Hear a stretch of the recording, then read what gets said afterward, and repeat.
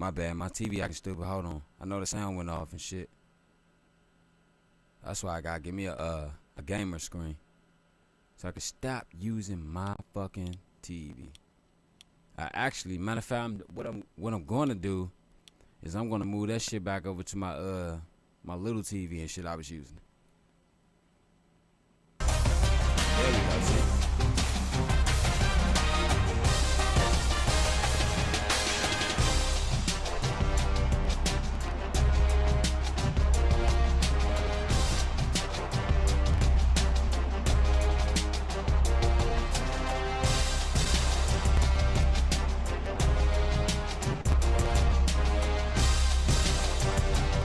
Here we go. It's almost 10 minutes.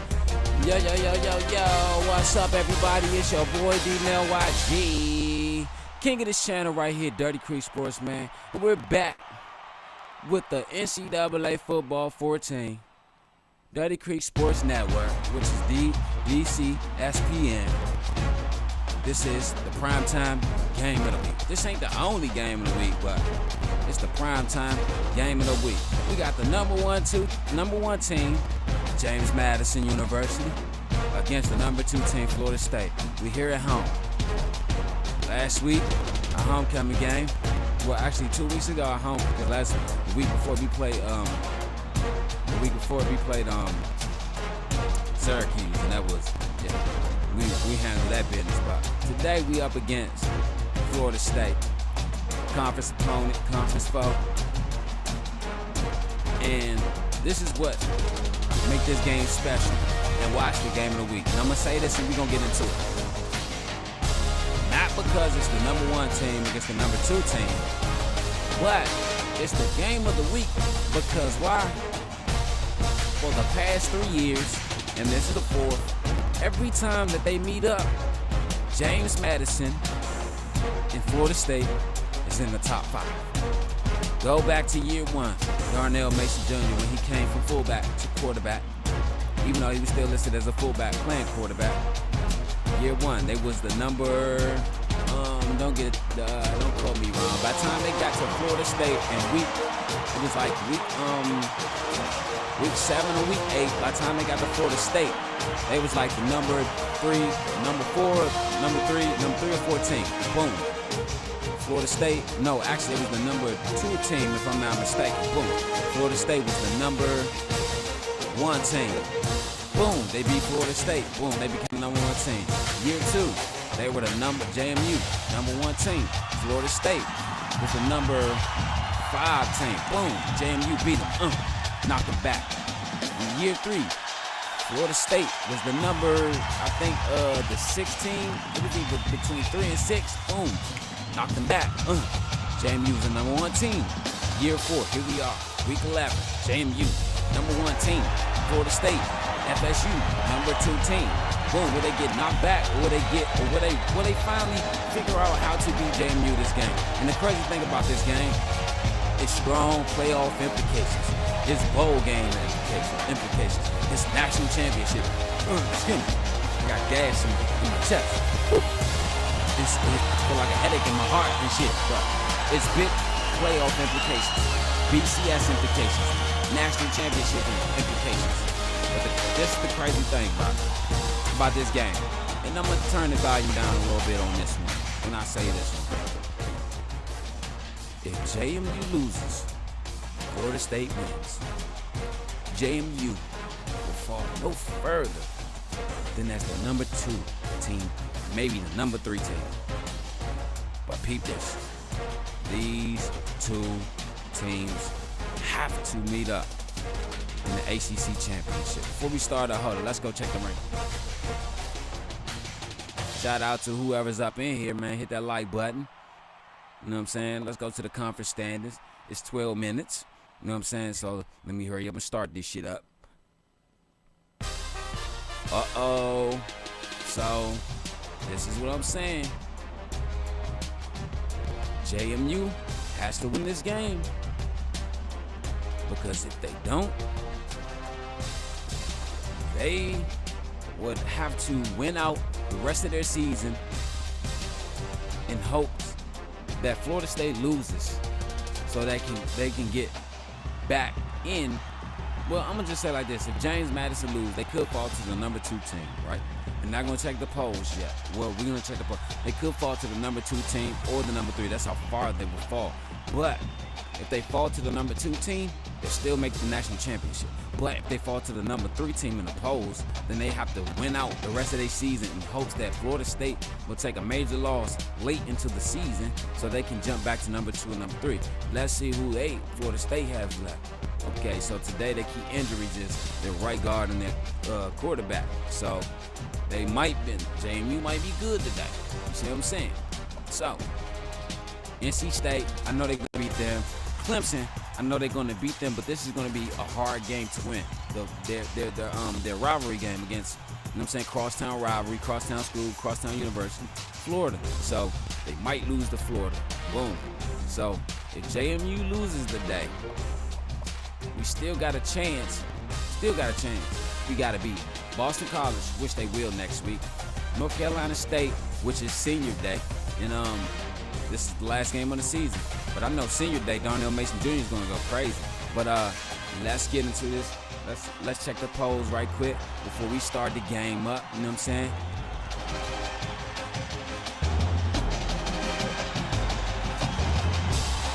Because after this, I got to do some music. Ohio State. Okay. So let's see who Ohio State have left. 8-0. Hold on, what's their record this year? Yeah, 8-0. And they have Illinois this week. Ooh, Illinois. Iowa this week. Then Illinois, at Purdue, and at Michigan. Now, even though Michigan is 4-4, this is going to be a tough game for Ohio State. Even though Illinois is 6-2, it's going to be a tough game for Ohio State. If you want to know why, 6-2 ain't no slap. So the BCS implication is going to come down to 1, 2, these 3 top teams in the polls. Because what I'm saying is, Houston doesn't really have nobody left on the schedule that could bump them up. Neither does Kansas, neither does West Virginia, Duke, Auburn, Fresno State, or Cincinnati. So, relating to the season, JMU, like I said, go back to my video, a couple videos back, it's going to be JMU in Ohio State or JMU in Florida State. I said that. But let's get into this game because we 16 minutes into this intro. I know some guys that do like 20-year intros, but here we go. So tonight, everybody's making their game pick. Ruger McFarland. Well, this is Ruger McFarland. Now, I know tonight's game is against number 1 versus number 2. But let me tell you, I don't see a number 1 versus a number 2 team. I see a number 1 versus a number 1 trying to become top dog number 1. Why? Because it's BCS implications, it's playoff implications, and to see who's the greatest university in college football right now, not just in the ACC, but in college football. They're fighting for prominence and dominance here in the ACC and the NCAA. So let me tell you, I'm going to say this. If Darnell Mason Jr. limits the turnovers, Christian Carter carries the ball well, the wide receiver cores stay good on their routes, you know what I'm saying, break open and fill in what's missing from Cooper Ross, who's gone for the season, and the defense stays sound, every play, defend every blade of grass, sideline to sideline, every yardage, then JMU gonna come out winning. But in actuality, my pick, I'm going with JMU. I've been rocking with Darnell Mason Jr. since high school in Washington, D.C., since H.D. Wilson. This is Ruger McFarland speaking to y'all. Since H.D. Wilson. So I'm gonna go with my boy, not to be biased or not to be favorited, but he's my favorite. To be honest with you, he's my best quarterback in this upcoming draft right now. So therefore, I'm going with the JMU Dukes. Okay, so we got Kirk Herbstreit with Florida State. We got Reese Davis, Florida State, and we got Sunshine School to Lee Corso, Florida State. We got the game betting people, Florida State. No one's picking JMU. JMU's the underdog and they're the number 1 team. So let's see what they're gonna do today. Like I said,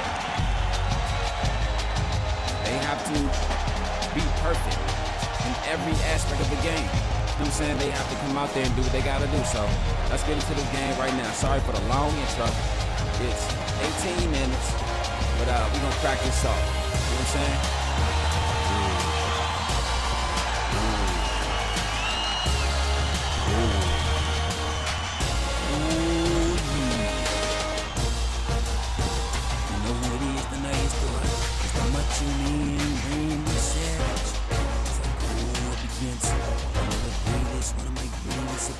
In the world, the ultimate warrior. Let me tell you something, now, warrior. You're a bad man. Yes, you are. Ooh, yeah. But once Macho Man Randy Savage steps in that ring and he takes a bite of that Slim Jim, oh, yeah, with the cheese and the beef sticks and all that, with the hot jalapenos and the fiery habanero, oh, yeah. That's not even made yet in the 90s, fiery habanero. But, oh, yeah, once Macho Man Randy Savage flies from the top rope with that elbow to the chest, and I pin his legs down. 1, 2, 3. Me and Elizabeth gonna ride out into the sunset. And as I put on my hat to my graduation music and I step off, ooh, yeah. Let's go. So what they defense is? Pass defense 64. Okay.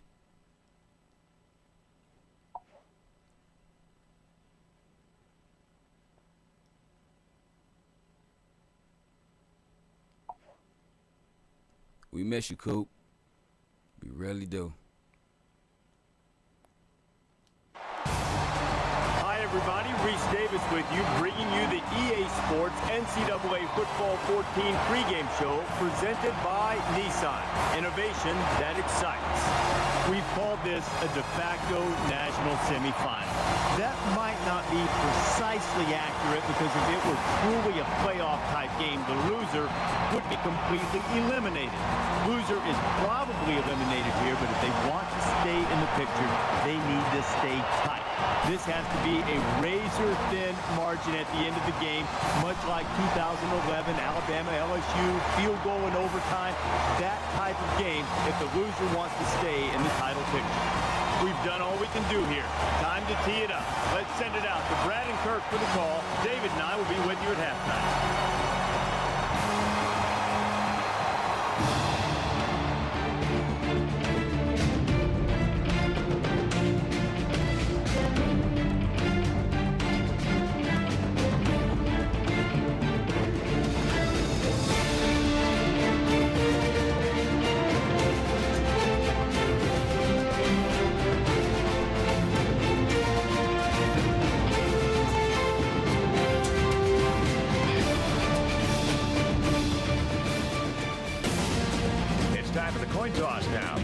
Coke Zero. Real Coke taste, 0 calories. Enjoy everything.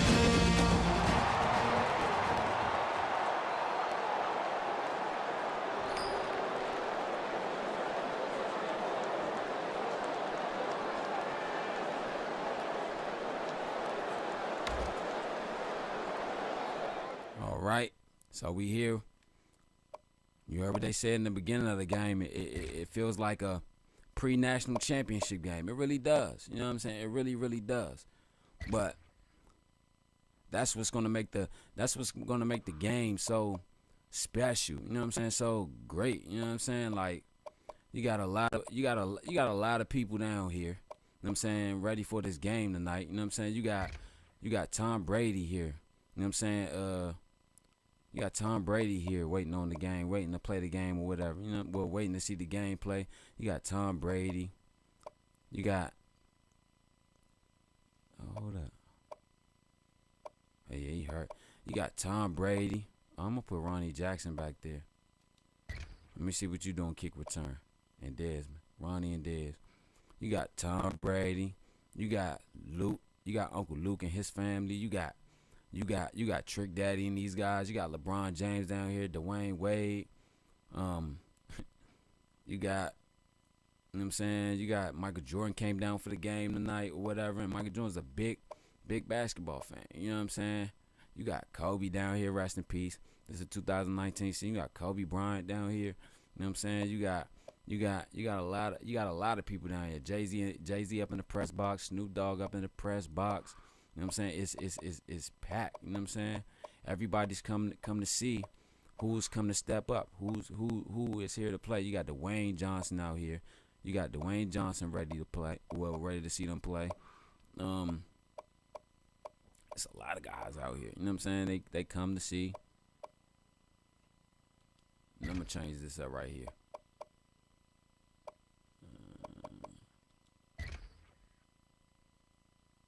No.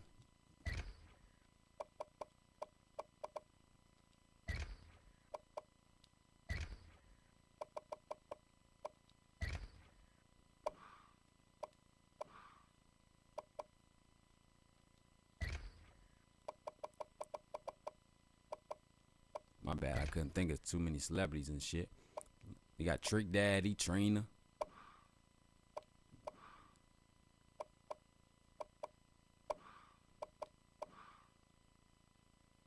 Oh, okay.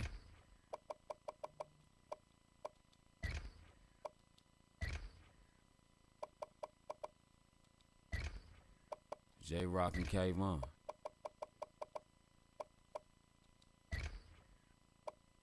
There we go. I was wondering why he wasn't playing, though. You know what I'm saying? My bad.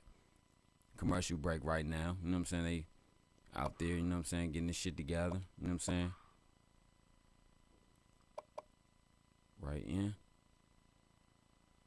Kayvon. Oh, okay.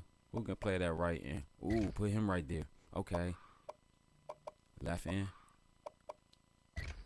Who could play the left in? Put him down there. Oh, nah. Yeah, he plays left in. Who can play the bottom of that? Put him over there, because they might move him to a defensive end in the NFL. Why? Because he's leading the team in sacks right now. So, you know what I'm saying? My bad for this late shit, bro. You know what I'm saying? I should have just made sure all this shit was together when I, you know what I'm saying, earlier and shit. You know what I'm saying? Come on, Tino. Oh, that's why. Okay. We got to hit the weight room with your ass, nigga. Oh, so Coop out. So we're going to put Summers. Number 2. We need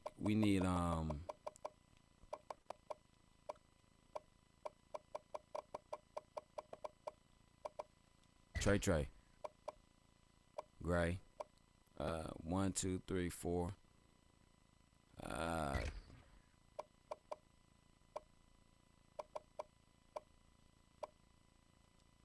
Yeah, we'll put you right there. Page Summer. All right. So he's gonna have to work out for this year. All right, we ready. We ready, y'all. My bad.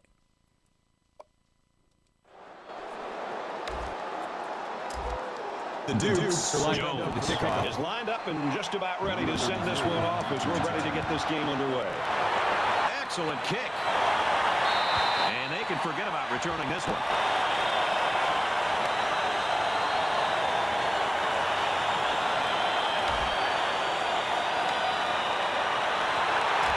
The quarterback leads the team out on the field for the first drive.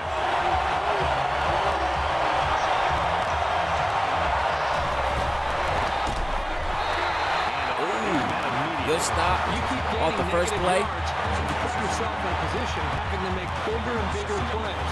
Puts a lot of pressure on that quarterback.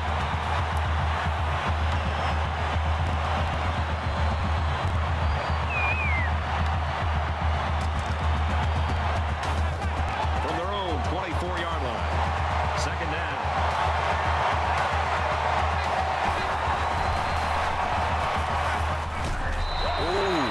Double tackle, Victor King. You don't have to go deep every play to be successful. They got 5 yards on the What's his play, name, and Alvin? that's always a good game. Casmera. Sorry, I don't know your name.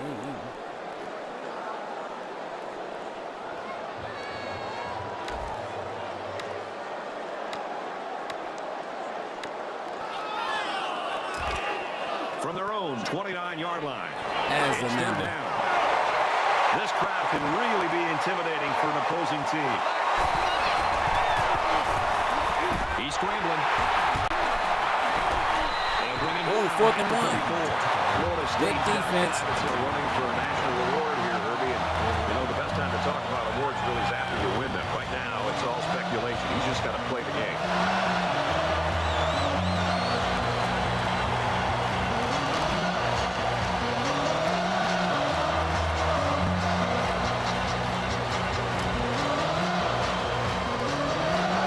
This is the primetime game of the week on ABC. To punt. There's another one coming up next. Oh, We got excellent. strong implications. Like I said, week 11. Everybody's trying And to he see. makes it out to about the 27-yard line.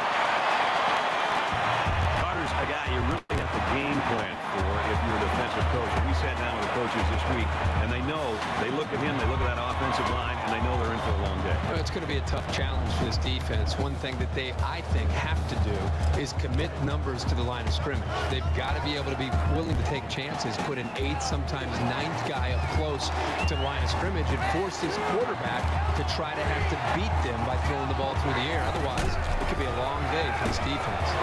And you're right He about makes it that. to the Because you want to 28-yard know why? line. Carter's got the weight of the team on Carter his has shoulders been right now after the limited way that makes in last season the work. first And I'm telling maybe you, the 2.5 season he had a quarters. year ago, it really makes expectations go through the roof.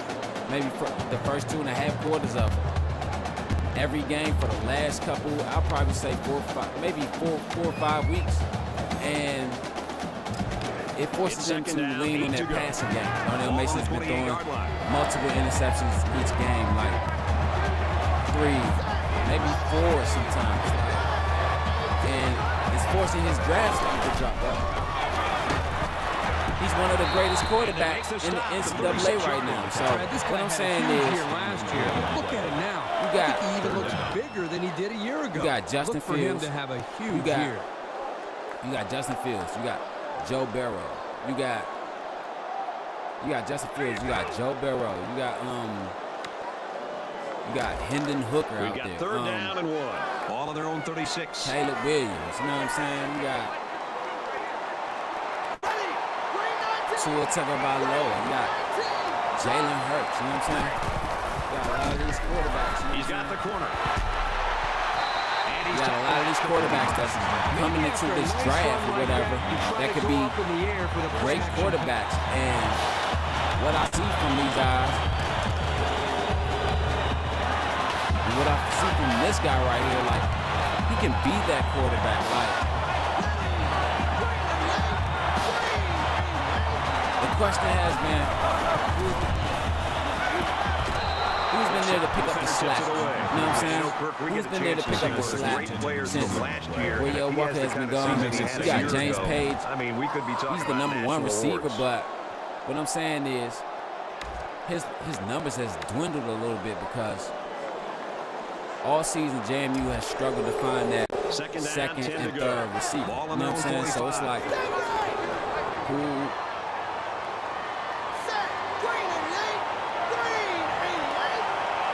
You know what I'm saying? Mason needs help.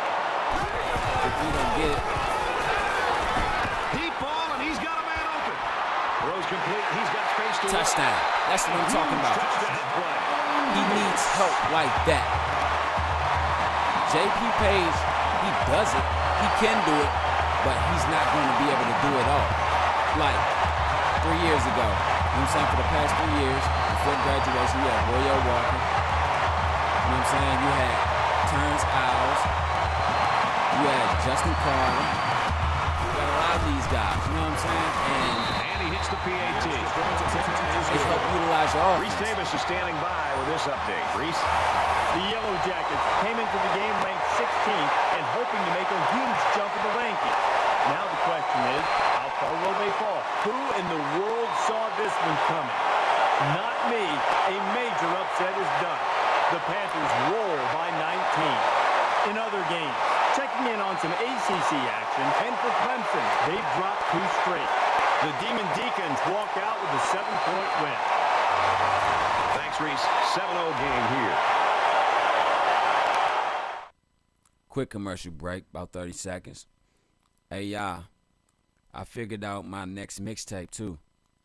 I'm not going to continue the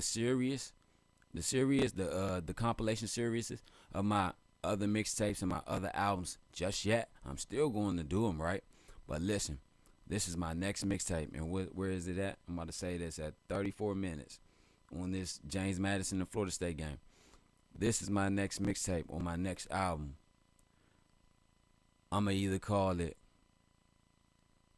Geno or Geno Smith. Because you want to know why? Geno Smith is 31 years of age.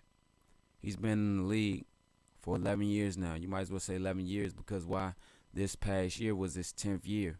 So he's been in the league for 11 years, right? And I ain't never seen no shit like this. Nowhere. In no sport. Geno Smith has been in the fucking league, excuse my language, has been in the NFL for 11 years now. That's 10 plus. And he's just now receiving a $105 million contract. Let me tell you, Geno is a patient man. He sat back and just waited and waited and waited and waited and waited and waited until it was his turn. And then when it was his turn, ultimately, man, let me tell you, he shined.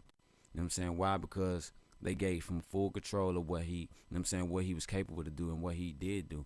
Like, even though they started the season 7-0 or 7-1, and they dropped the next 6 games, but still though, man, look at what they done. They managed to make it to the playoffs behind the legs and the arm and the talent of their man. So I'm gonna name my next mixtape Geno or Geno Smith. Cause you wanna know why? Jones has the ball on tee. I'll be getting my $100 million contract next. He sends this one. You get what I'm saying? It's the analogy. And it goes into the end zone, down for a touchback. I'm not sure anybody loves the energy in this place like you and I do, except this team, and they're feeding off it right now. They sure are. Every single time they play in front of this crowd, they just play with an attitude, kind of a chip on their shoulder. They're off to a great start. Let's see how they do here on this next possession. You never like to have to play from behind, but a deficit this manageable shouldn't be in the front of their minds. They just need to go out there and play.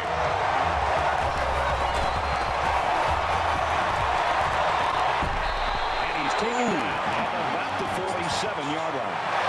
Strong-armed quarterbacks tend to take more chances than guys with average arms. That was an example of a poor decision, and the coach might want to have a word with them about that. But nonetheless, it's a big gain. They got the first down. Look at, you got Lil Wayne and the Maybach Music family down on the field just talking or whatever. It looks like they're enjoying the game. That's good. It seems like whenever people come First to see down, 10 to go. Darnell Mason Jr. play, it's like they always have fun, even if he... On the handoff. That's my fault. I thought he was about to come up the middle. So they get 5 yards there on a halfback draw. Even if brings him second and 5. I could have stopped him more quicker. Even if he throws 4 or 5 interceptions, he still comes back and light the scoreboard up. Like this is why I say that they need to take him a little bit higher than the 3rd or 4th round or whatever. Because from what I see from the mock drafts, everybody got him going as late 4th round, early 5th round. I mean, okay, that's fine though. You know what I'm saying? Ronnie Jackson with the tackles, okay? Call it again at 5 yards. That's fine though, because you want to know why? That'll bring up 3rd and inches. He's going to be that guy that's going to be late 4th, 5th round, and when y'all step up and call this number to be called, he's going to win you a Super Bowl. Let me tell you, Darnell Mason Jr. is going to win a Super Bowl. Once they put him in the right system, just stop. They put him in the right system. Right coaches, you know what I'm saying? That's on. Place him around the right group of guys that's going to help him. And that's going So to it's fourth down. encourage his game. A very long field goal attempt. From what I see, Somebody jumped early down there. offside. Shit. False start. Okay. Just the The reason I say offside is because the false start Still fourth down. caused the defensive lineman to jump. So it's a punish situation. But this is what I'm saying. Like Darnell Mason Jr., he's around the right group of guys, right? But Darnell Mason is a little older than these guys. He's a lot more mature than these guys. You know what I'm saying? Like, he was a 19-year-old freshman. 19-year-old senior in high school because he had a little bit of troubles or whatever, so he had to take some time off from school or whatever to handle his, They punched it in for 6 on the last series. Can they do it again? And then he stepped on the field at JMU It's as a another thing to 20-year-old have an idea freshman. of what you're doing Won and how to a attack. national championship And right now, these wide at the age of receivers 21. You know what I'm saying? have done an outstanding job. He won him and getting out of their breaks and Heisman at the age of 22. Right below, That makes it right second and behind another 14. national championship. Age 23, he won multiple awards. You know what I'm saying, for the season at 23. I'm sorry. And now look, next year From their around own national 16-yard championship time, he'll be Second 24. So what down. I'm saying is, he's a lot older than these guys. So the level of maturity he displays. Coverage is picked off. Inside the 30. Listen, I saw what he saw. I saw what you saw, D. Just can't believe it. Listen, He really next wishes time he put could it have that over one the back. defense. Every quarterback See what I'm has saying? passes that he wishes he could have back. However, hey, a pick is a pick, and no one is going to care how bad he wants that one back. Like, look at this. Like, he goes to the sideline. The coach, he's encouraging, like, it's all good. Y'all got it. You know what I'm saying? Next time y'all get it. But you see other guys, they're on the sideline frowning and with the lemon lips and shit. Excuse me. But you want to know why? Because they know that First in down, college 10 football, yards to go. Ball on the 25. turnovers change momentum. It really does. So, Swatted away. That is a great play here by the corner to be able to knock that football away. In many cases, you'll see a corner actually try to knock the football away, and he'll interfere with the wide receiver. This time, he keeps his body and arms away from the receiver and still knocks it away. That's a big-time play. turnovers create momentum for the other team. They're probably like, why you keep turning the ball over? Why you keep turning the ball over? Wow, good run though by the quarterback. Dan This is Kendrick. a pretty tough guy, Why and he's a why great does he leader. why He's does he going to keep do turning the whatever ball it over? takes to Why help does he his keep team. turning the ball over? I understand that. You know what I'm saying? But you gotta think though, bro. Like it shows the level of maturity these guys have. You're probably like, what you mean level of maturity? They're right. He keeps turning the ball over. He needs to learn how to not turn the ball over. I get that. I understand that. But the level of maturity They'll be means looking for 6 points here. if your quarterback turns the ball over, you come over and encourage him and lift his spirits up because you never know how he might be feeling the next drive or whatever. You know what I'm saying? So you lift his spirits up, you go over there and tell him, like, look, we got you. We're going to get you the ball back. So let's go out there and do it. You rarely see anyone does that when they come out on the defensive side. The last person you rarely see him do that is Burn Brown Jr. and the rest of these guys that's gone. Like, a lot of these guys have a lot of going to do. They have a lot of maturity to show they want to make it in the NFL. He comes with a lot of expectations. Time will only tell if he's the new hope or if he's all hype.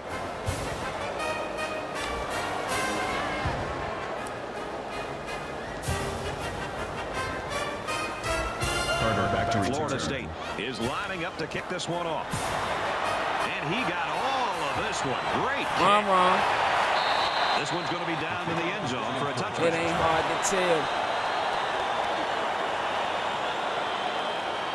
It ain't hard to tell. I excel and I prevail. The mic I contact. And so far, it's been totally even. In close games like this, every possession is likely to matter. I excel. They run it left. Tackle made. It ain't hard to tell. I excel. Mike prevail.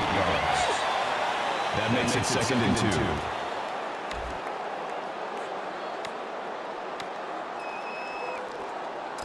It's second down, and they're about 2 yards away from the sticks.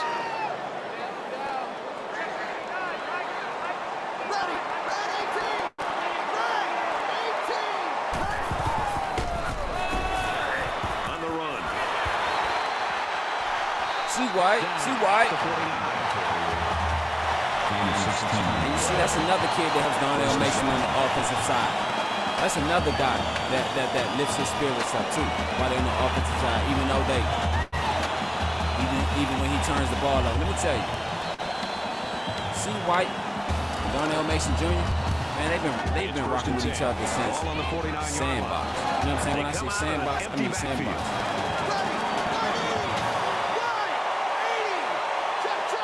Like, a lot of people don't know. Even though, going deep, see what I'm saying? No, incomplete. These guys just don't seem to be on the same page, and they're going to have to be if they expect to win this game. Don't worry, we got this. A lot of people don't know they've been rocking with each other since sandbox. Even though Christian Carter with the T.C. Williams, Darnell Mason with the H.D. Wilson in Washington, D.C., Northeast, they still be rocking with each other. You know what I'm saying? He dropped it. Oh yeah, this is gonna be one of my greatest games yet. So I'm about to play this like one of my greatest games yet. So a lot of people don't know after school and after games, well, especially after games, Darnell Mason and Christian Carter will call each other up and be like, hey, you know what I'm saying? I saw your game. I saw your game that it was great, or they were like, it was good, but you could have did this, you could have did that. They helped each other out or whatever. You know what I'm saying? That's why a lot of people said that. That's why a lot of people said that's the reason that Dunbar Jackson got fired from Maryland University. Why? Because he was tampering with a lot of his recruits or whatever. Because a lot of his recruits, they know each other or have some type of from the 28-yard line. First down. Background ties from each other or whatever. But you gotta think, a lot of these guys that Dunbar Jackson recruited was from the DC area. You know what I'm saying?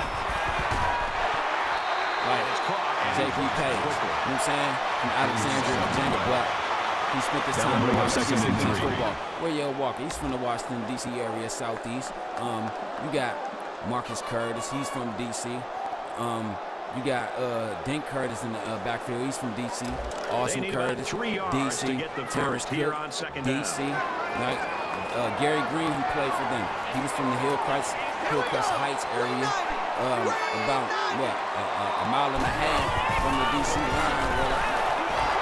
But I didn't even throw that. Yeah, it's not about me in the controller. Cortez was the intended receiver on the play. That makes it 3rd and 3. Like, here's the it's 8th play of the greatness series. all over this team, so a lot of people feel like that. Oh, he should have been fired because he was tampering. No, you never know. A lot of these guys probably talk. Social media is big. You see what I'm saying? So these guys want to go play with it. He's on the run.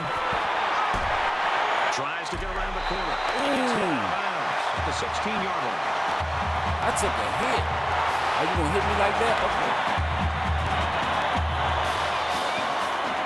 A lot of people, and another thing, a lot of people didn't know. A lot of people thought the DC area was, you know what I'm saying, just a basketball city or basketball atmosphere.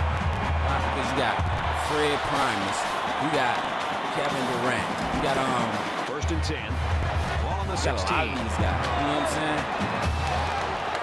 But listen though, the reason they're not big on the football atmosphere, looks like he flinched down there on the line. Washington DC is because false start offense. not too many Washington DC teams Sometimes what happens on a false start is a lineman will see movement on the other side of the ball and be coaxed into jumping over. I'm gonna call it a college tour, a collegiate prep type system as far as sports. When I say collegiate type, when I say collegiate type atmosphere for sports, I mean like that's what I'm saying. Like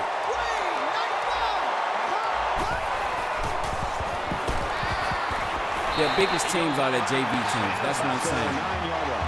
Washington, D.C.'s teams, the biggest teams are the JV teams. The JV teams does better than most of their varsity teams.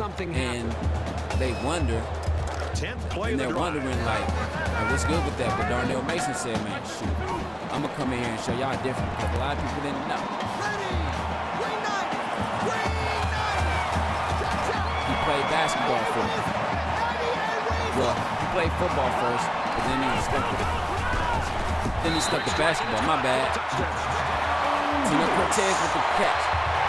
Then he stuck to basketball. Then he stuck to football. He's like, I want to go back to football. See if I can give football a try, professionally, whatever. You know what I'm saying? He does music too. Great rapper. You know what I'm saying? He got an album. He got a few albums out on YouTube right now. Dirty Creek Music. Like, this kid reminds me of. He tacks on the extra point. 81-yard drive. And they put up 7 points. Deion Sanders. So our score, He plays football. 14-7. He plays baseball. And he does music. You remember that Deion Sanders? Must be the money, eternity. Must be the money, must be the money. Can I go wrong? He just drills this one. I go so hard, so far And goes so in the end zone, much. down for a touchback. I keep it moving, and that's right. You know me, I'm Mr. Dino. At the YG, and And while they light are up that behind, they know they can knock things up in a heartbeat. It's way too early to change the game plan. Must be money. Gives it left side. He makes it out maybe to the 26-yard line. You must really like that song. Yeah, I do like it. That brings up second and 9. You know, Darnell Mason did that too. You know what I'm saying? Like I said, his name Dino YG. You know what I'm saying? Like, a lot of people don't know. Like, people ask him, like, what's the YG stands for? You know what I'm saying? And then California, Second down I don't and want to 9 say to it go. on TV, but in Ball on the California, the 26-yard YG line. stands for something, and a negative light and a negative culture. But he did something that a lot of people Under hasn't done. pressure. Trying to get out of trouble. Or He a can't shake lot of the people that has defense. nothing to do except one person. So he took this from Kelvin. That makes it As an animal, he took this from this one person. Larry Hoover, that's locked up for life. He started the street gang, GDs, right? And after he got locked up, he reached out to a lot of his people and a lot of his friends and a lot of his family and told her, hey, we have to change this for our From their culture, own for 20-yard line. our race or whatever, for our young black men. He said, instead of calling them Really a GDs, tough gangster spot for disciples, offense to be let's in call them against this GDs, crowd growth in the and stadium. development. So what Darnell Mason did, he took the word YG, He's a guy who's capable and instead of young gangster, he turned it into his own anthem, young greatness. You know what I'm saying? That's what his acronym of YG stands for, whatever. You know what I'm saying? And I love it. You know what I'm saying? A lot of people also don't know. Carter is back You know what I'm saying? awaiting It the used to punt. be Dino G, and he added the Y. The G was for his last name, Get this one off, and it's a Goldsmith. beauty. Even though it says Mason Jr. out there, but he had to change his last name so he can go to the DMV and get his license or whatever. Good job on He's the planning return on, there, I man. guess he's planning on changing it back. I asked him to talk to him about it. He was like, yeah, it'll be done soon. But nobody knows when. But the G is for Goldsmith, so you know what I'm saying? Young Goldsmith, young greatness, young gangster, young God. You know what I'm saying? That's got into the end zone last beautiful. time. You know what I'm Let's see saying? if they can match It's that on this poetic. You know what I'm saying? Great passing was the key for the offense the last time they liberating. had the ball. They were able to pick apart the defense and get down the field for a pizzazz. touchdown. Excuse me, Parker. Would you happen to have some red coupon? It's about 43-yard line. 5-yard gain on the toss play.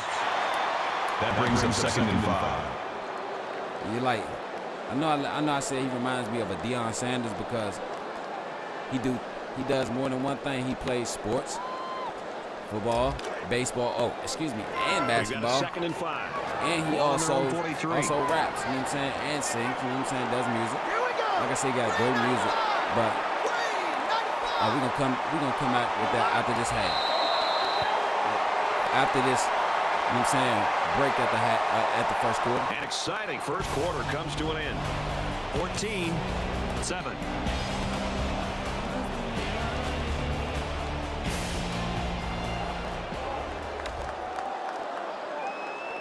This is some booty.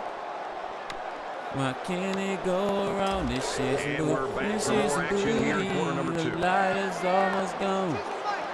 I need some heat to light up my roach. I got some weed, blue skunk, They'll that's work the what I right side. smoke.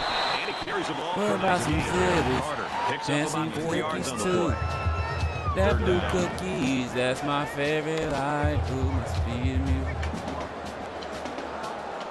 It's Oh third yeah, down. no, like I This was saying, offense is no, about third 3 down. feet away I from feel that they first can down convert. marker. They've been converting all night, but what I was saying is,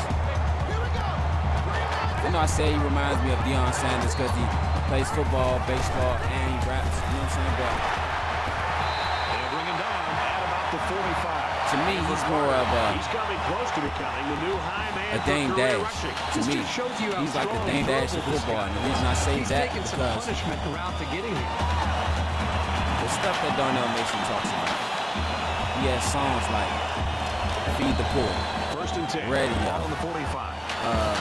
he has a song called Take a Step, Black Queen, things like that. He's a social justice. Stand up, speak out. You know what I'm saying?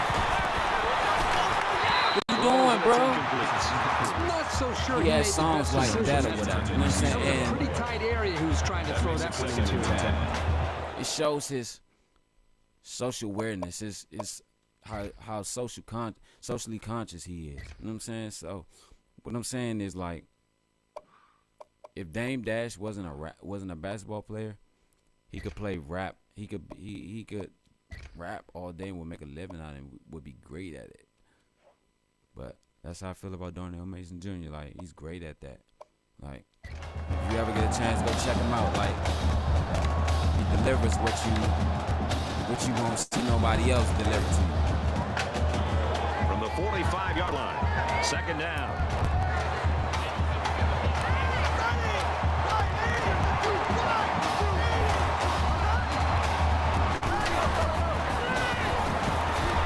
Passes it to the middle of the field.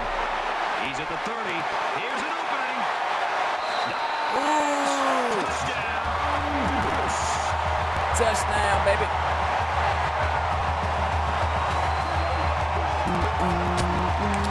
He's only thrown for 3 scores. The quarterback's going to get a lot of credit, but I think the thing that has helped him the most. I remember I had wrote a song to that offensive line. He has had Eminem, that T.I. Eminem touchdown. Speaking of touchdown, I wrote a song. Will I ever survive? Will I ever make it out? I wonder if I have the things that I dream about. Will I ever survive? Will I ever make it big? I wonder if I ever get the fuck up out of here. Will I ever survive? Will I ever make it out? I wonder if I have the things that I dream about. Will I ever survive? Will I ever make it big? I wonder if I ever get The the Blue fuck up Devils out of coming to here. today's game ranked number 7. The Blue Devils have the perfect connection and a touchdown. Duke leads it 13-7. 2-touchdown ball game here. Reached 21-7. And just to show you guys, right before your eyes, so you won't be paralyzed, so you can recognize how dope I am.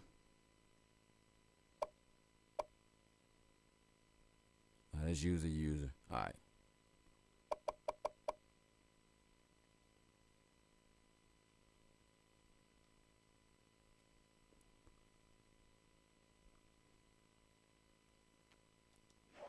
But yeah, I am that dope. But yeah, one thing about that song I was just singing, will I ever survive? Will I ever? Because I called it Will I Ever. You know what I'm saying? I think I'm going to rewrite to that shit because I don't remember the verses. You know what I'm saying? But I remember the hook.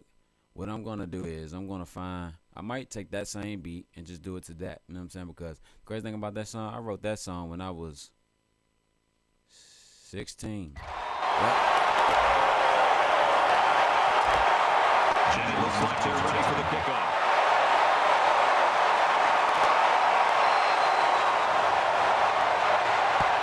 Sends it sailing that field. This one's going to be down in the end zone for a touchdown.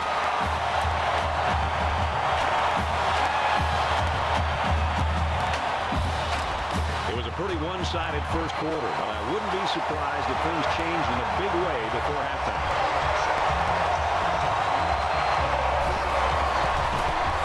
Let me tell you. Pressure coming. Byron Jackson has really Quarterback scramble. prepared these guys to come play tonight. Because you want to know why? Look at that. Look how long he sat in the pocket. Even though I feel that he wasn't supposed to sit in the pocket that long, but he still failed at whatever success he was trying to achieve. Meaning is From their own 30-yard line, it's second down. Meaning is the secondary did a great job. The secondary did a hell of a job on defending the pass and playing their zones and making sure no one gets off on their assignment. Really, nothing he could do at all there. That was more of a miscommunication and just getting overmatched up front by the offensive line. Like we asked Byron Jackson this week in practice, like, what is the main goal for this week's game? It's a big game, the biggest game of your career. Yeah. He said, making sure that, and he said the same thing, making sure that these guys does not get off on their assignments. Like, the only people that's supposed to be getting off on their assignments is us. If we can't get off on our assignments, then we're doing a poor job of executing on the defensive end, and we're going to lose. So like I said, he's really prepared these guys to play. Byron Jackson is what this defensive unit needs. Don't get me wrong, like,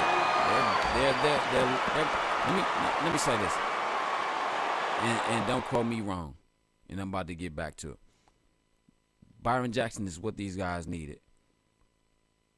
Bruiser Carter, great job, no complaints. He got the job done. He made sure that, you know what I'm saying, he made sure that these guys knew their assignments, knew how to do it, even as freshmen and sophomores and red shirts and all that. He still did that and coached his defense to a national championship. Because if you look at that first national championship game, Bruiser Carter and his defense is what helped get those takeaways from Tennessee to help Darnell Mason Jr. win this game right here. That's why I said no complaints. But and then the defensive coordinator from the past 2 years, like Mickey Matthews, like, I understand he helped coach his defense to national championships too, but Mickey Matthews gave up a lot of interceptions on the defensive end. He gave up a lot of missed tackles on the defensive end. He gave up a lot of sacks on the defensive end. Like, those are things that'll get a coach fired. Don't care if you're a head coach, defensive coordinator, offensive coordinator, special teams coach, defensive line coach, secondary coach, no matter. That will get a coach fired, and that's what happened. I understand that you're helping us win, and you're helping us get good quality wins, but we're giving up too much on the defense to the point where we almost lose. How many games did they give up interceptions to the point where the offense came back and scored on their defense, and then they had to rely all on Darnell Mason and the offense to come back? Like, come on, man. Like, I understand Dunbar Jackson has a heart or whatever. He gave this man 2 years, but he just got tired of it. You know what I'm saying? I understood he spoke to the university first before the decision. They told him the green light, you could do what you want to, and then he hires Byron Jackson. Guy comes in from over Bowling Green with championships under his belt, conference championships under his belt, experience under his belt. You know what I'm saying? A lot of wins under his belt. So he came over, saw what the defense needed, saw what was wrong with the defense, who needed to be in the defense, who doesn't need to be in the defense, who should be in the sub package, who shouldn't be in the sub package. And then he put all the pieces together. Look, it's week 11. He came in at week 6. That's fucking 5 weeks, bro.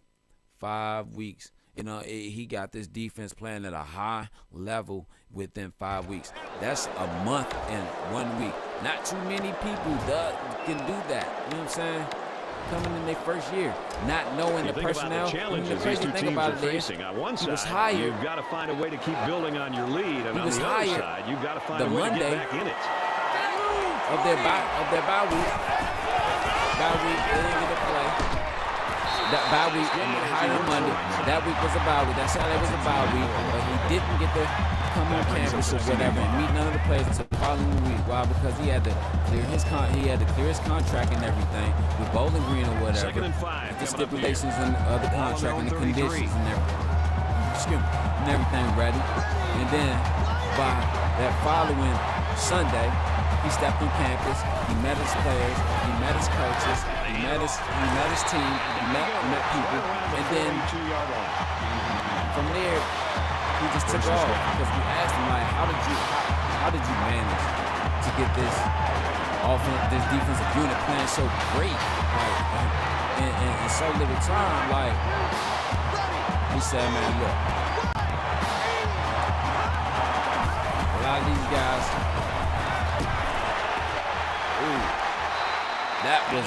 that was luck. He said, look, I see where a lot of these guys were at in their careers, and receivers that can make plays. I saw what they needed. He said, I feel that Dunbar Jackson hired him. He said he feels that Dunbar Jackson hired him because Dunbar Jackson feels that he's the guy of what they need. Like, he's his next bruiser card. You know what I'm saying? Great defense. You know what I'm saying? Great, just couldn't get back to the line of scrimmage. Lots of great skill set, great everything. That'll bring up second and 11. You see the guys don't get tired as much. They don't on no huddles. These guys, they get back to the line of scrimmage quickly. They read the play very quickly. From the I look at it like this. line. Second down. Whatever he's doing, keep that. Keep it moving. You know what I'm saying? The story has been the reason they hired the Byron Jackson. I'm sorry. Maybe the is because that That's good for this a may gain of be, 2 yards. it could be, or Third down. probably is Dunbar Jackson's last year as head coach. So they brought him in. The story is they brought him in They'll spread the field with 5 wide. to be the coach, if the interim coach or just the regular head coach to replace him next year. Lets it fly. Tipped away. Nice job there to bring up a 4th down. Pretty good throw here by the And quarterback. if he is, then hey, Get it in there. that's a Nice job by the defense. That's a great, you know what I'm saying? That's a great look for JMU. You know what I'm saying? Because you're losing a lot of your starters next year. Ooh, good one. That's the best punt I've seen from Pat Kelly his whole career.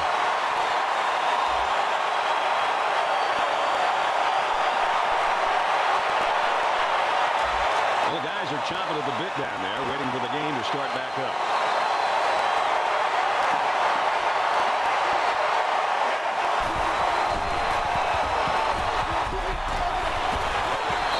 He's tackled. If they was going to run that option, boy, he was going to be in that backfield. That brings up second and 1. Short yardage situation here. It's 2nd down and 1.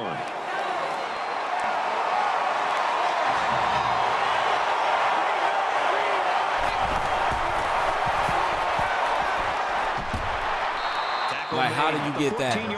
D. Feaster? Gain of 3 yards. That makes it first and 10.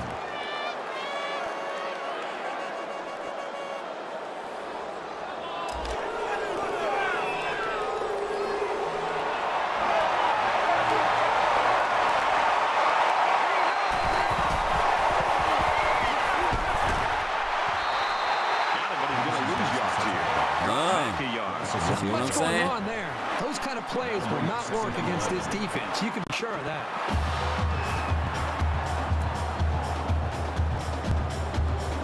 We're heading into the last 4 minutes of the quarter. We're going to halftime, and we're gonna come back from halftime. We're gonna 2nd down and 11. We're gonna on the 13. 5 wide.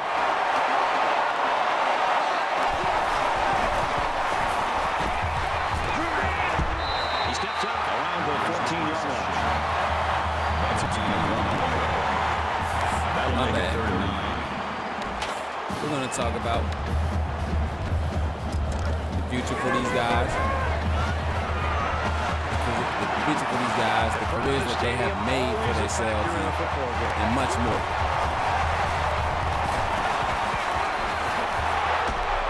He's taken down at the 39-yard line.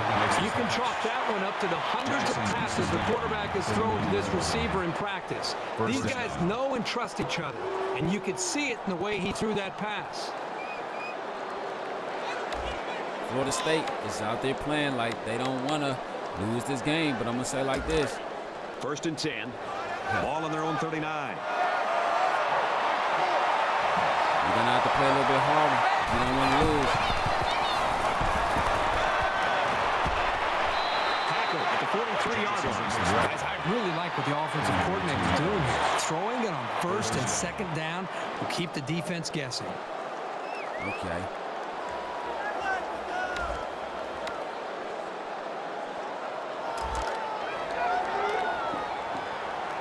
Since they want to throw on 1st down.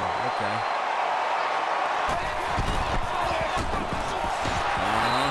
They go with a run. He drops down in the backfield. He was never able to get Shout out to TJ Jennings. One thing I noticed too about this defense, ever since they changed up their playbook, they didn't really change it up. They just moved a few things around, 45-yard line. which was Byron Jackson got his playbook.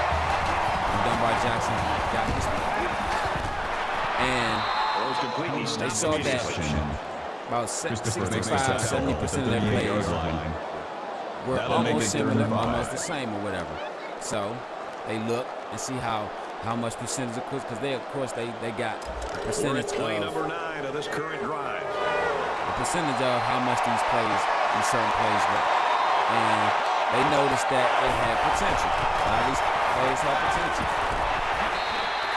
And what they did was they watched game film from both teams or whatever, and they did a comparison, They'll call on the field goal a unit. player comparison, and a team comparison as a whole, as a unit. And what they saw on film is that Kicks up.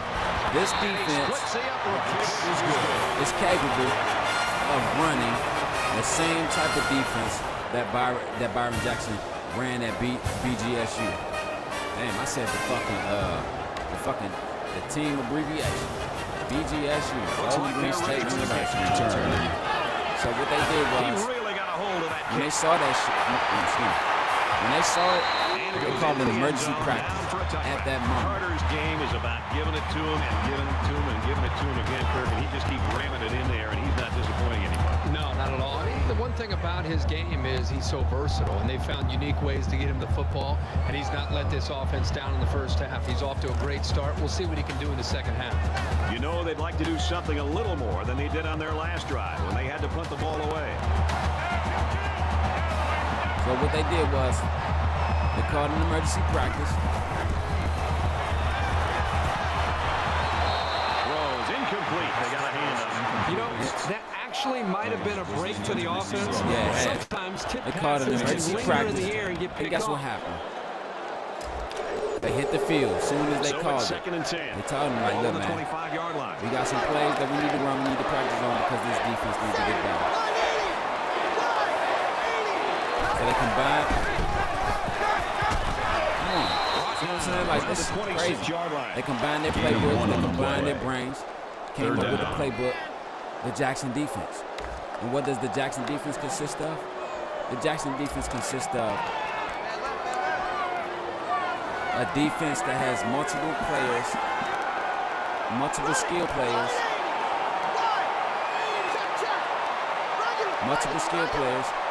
that can play at the greatest at that position. That can play the greatest at that position, and also can play great at other positions. So so the point I was trying to make or whatever is that It's 4th down. and ever they're since gonna they try to go changed for up it. the defense and used I in gotta different tell you, schemes I'm or whatever, really surprised that they aren't going to just punt this ball away. you see a lot of people get less tackles, right? A lot players get less tackles in the defense. Like Marcus Lamar Williams. That makes it first and 10. Before Byron Jackson came on, Marcus Lamar Williams was averaging 14, 15 tackles a game. When Byron Jackson came on, he was averaging about 16, 17, 18 tackles a game. You know what I'm saying? Bear with me. Like, hold on. How did it go up? Right? But they were still giving up a lot of check. And they noticed that they can move people around on the defense like him and Bruce Carter did year one. You notice Marcus Lamar Williams started averaging only maybe 10 or 11 tackles a game because you want to know why? I saw it. You want to know why? By this quarterback, 10 or 11 tackles a game because you want to know why? You got other guys like Ronnie Jackson, Terrence Cook, things out a little bit, but at least he has the Desmond awareness Carter, and a toughness to sit in that pocket. Defensive coordinator anticipating Lawrence this Justice, five-wide set. Damon Christian, Marcus Curtis, or whatever. You got guys like these averaging, you know what I'm saying, like they're taking like, if Marcus Lamar Williams is averaging 17, 18 tackles a game. Now he's only averaging, what, 10 or 11 tackles a game? And that means what he's doing is something great. What I'm saying is he hasn't fell off. What it is the defense that they're playing in, it calls for everyone to come to the ball. Whatever. So it's a lot of shared tackles. He launches one for the end zone. Touchdown. Bando Summers. Bando.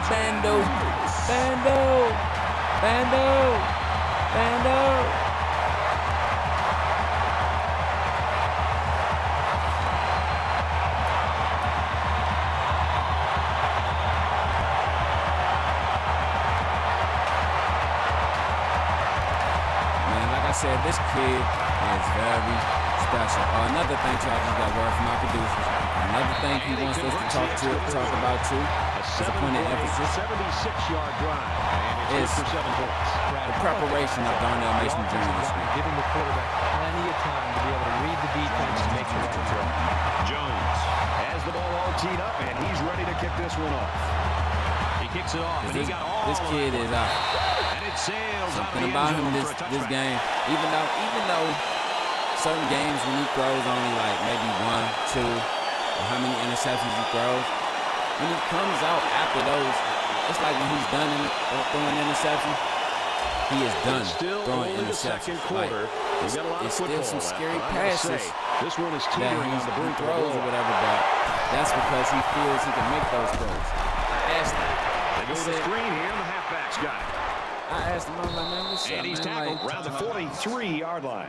He put the ball in there perfectly that time. Let me tell you, this kid has impressed me all day with the touch on his passes. That's a good-looking throw there. Whatever. Man, what's up with that, man? Like what be in your mind when 10 yards to go. You know what he said? Ball on the 43. Just like you said, I feel I can make those throws.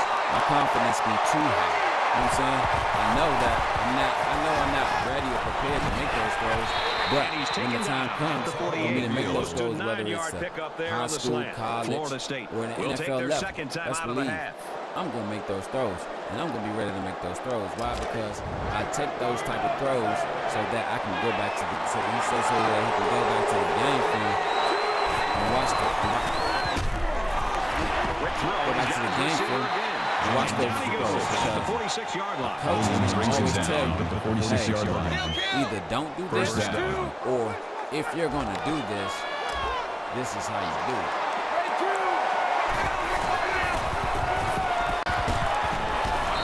And he's tackled right away. That's how you do it, type thing. Gain 10 yards.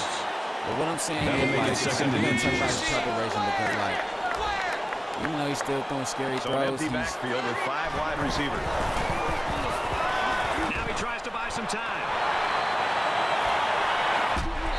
And he hits him hard at the 19. I better call a timeout. You know he's making some scary throws. That makes it first and 10. He's still looking good on it. The defense earns a timeout here. Defense calls a to timeout. stall this no-huddle attack. Defense calls a timeout.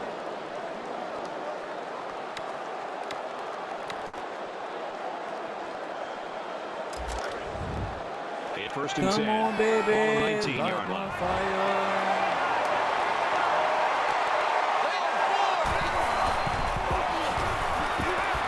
Catches it, and he's looking for more. He's out of bounds. Right around Step the out. 12-yard line. That's Gains You gonna 7 step yards out with like a catch nigga there. cheating? That'll bring up second and 3. Oh no. My lighter done got low. Oh no, my lighter got low. I got no heat to light up the dough. Whoa, whoa, nigga, what you know? You just got some fire, so I can go smoke. I can go smoke. I can go smoke. Yeah, I need some weed, nigga, so I can choke. Put it in my chest like nigga. Oh no, boo, boo. That 1, makes 1, it first 2, and 3, goal. let's go. Nigga, let's go. Put it on my chest, nigga, nigga. Oh no, like a defibrillator. Boom, boom. Nigga, I see you later. Boom, boom. Rocking into the favor. Boom, boom. Should I keep it Taylor? Boom, boom. Let's go, reefer. Nigga, got the chiefer. What you wanna do? Come on, me, smell some reefer. God damn, all of this dope that I smoke. Nigga, I be so hot, I can float a boat, I can float a fucking cloud, I can float the sky, I can float the moon, I can float as high as I am like a bird, a pigeon in the coop, motherfucker, what you wanna do? Nigga, whoop, whoop, coming with the troops, put it in the boot, nigga, what you know, gotta go into the boot. Glad to have you with us in the studio for the EA Sports NCAA Football 14 halftime show presented by Nissan. Innovation that excites. Reese Davis and David Pollock here completely locked in on that first half. Good thing we have these spectacular 1080p high-definition monitors in here. All the better to see these offenses execute with precision in the first half. Yeah, I like having the old school black and white TVs too that show a little bit of defense occasionally. But yeah, offense a plethora. I mean, you want to see how to dial up a clinic on how to play offense. You saw it on both sides in the first half. I'm not sure that there was much resistance, but it's always fun to be able to dial a play up and know that it's going to work. And every single time you go, hey, this plays money, this plays money, this plays money, and you saw it. Just about time to start the second half. What do you think Hertford's first point of analysis will be? I don't know, something to do with quarterback play, I'm sure. I don't know, we got to hear that stuff all the time. It's all about the quarterbacks. Brad and Kirk ready for the second half.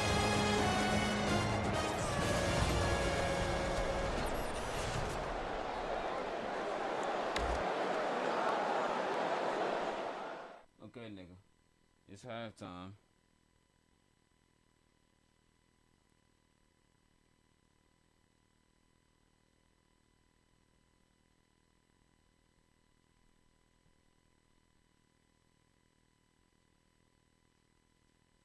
Hold up. I don't want to use this account.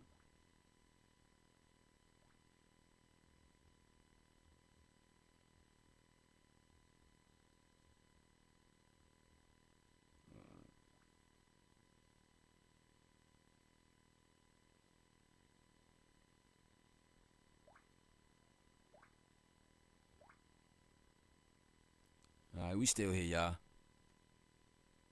Just gotta get my halftime mind right. Alright, we still here, y'all. Just gotta get my halftime mind right.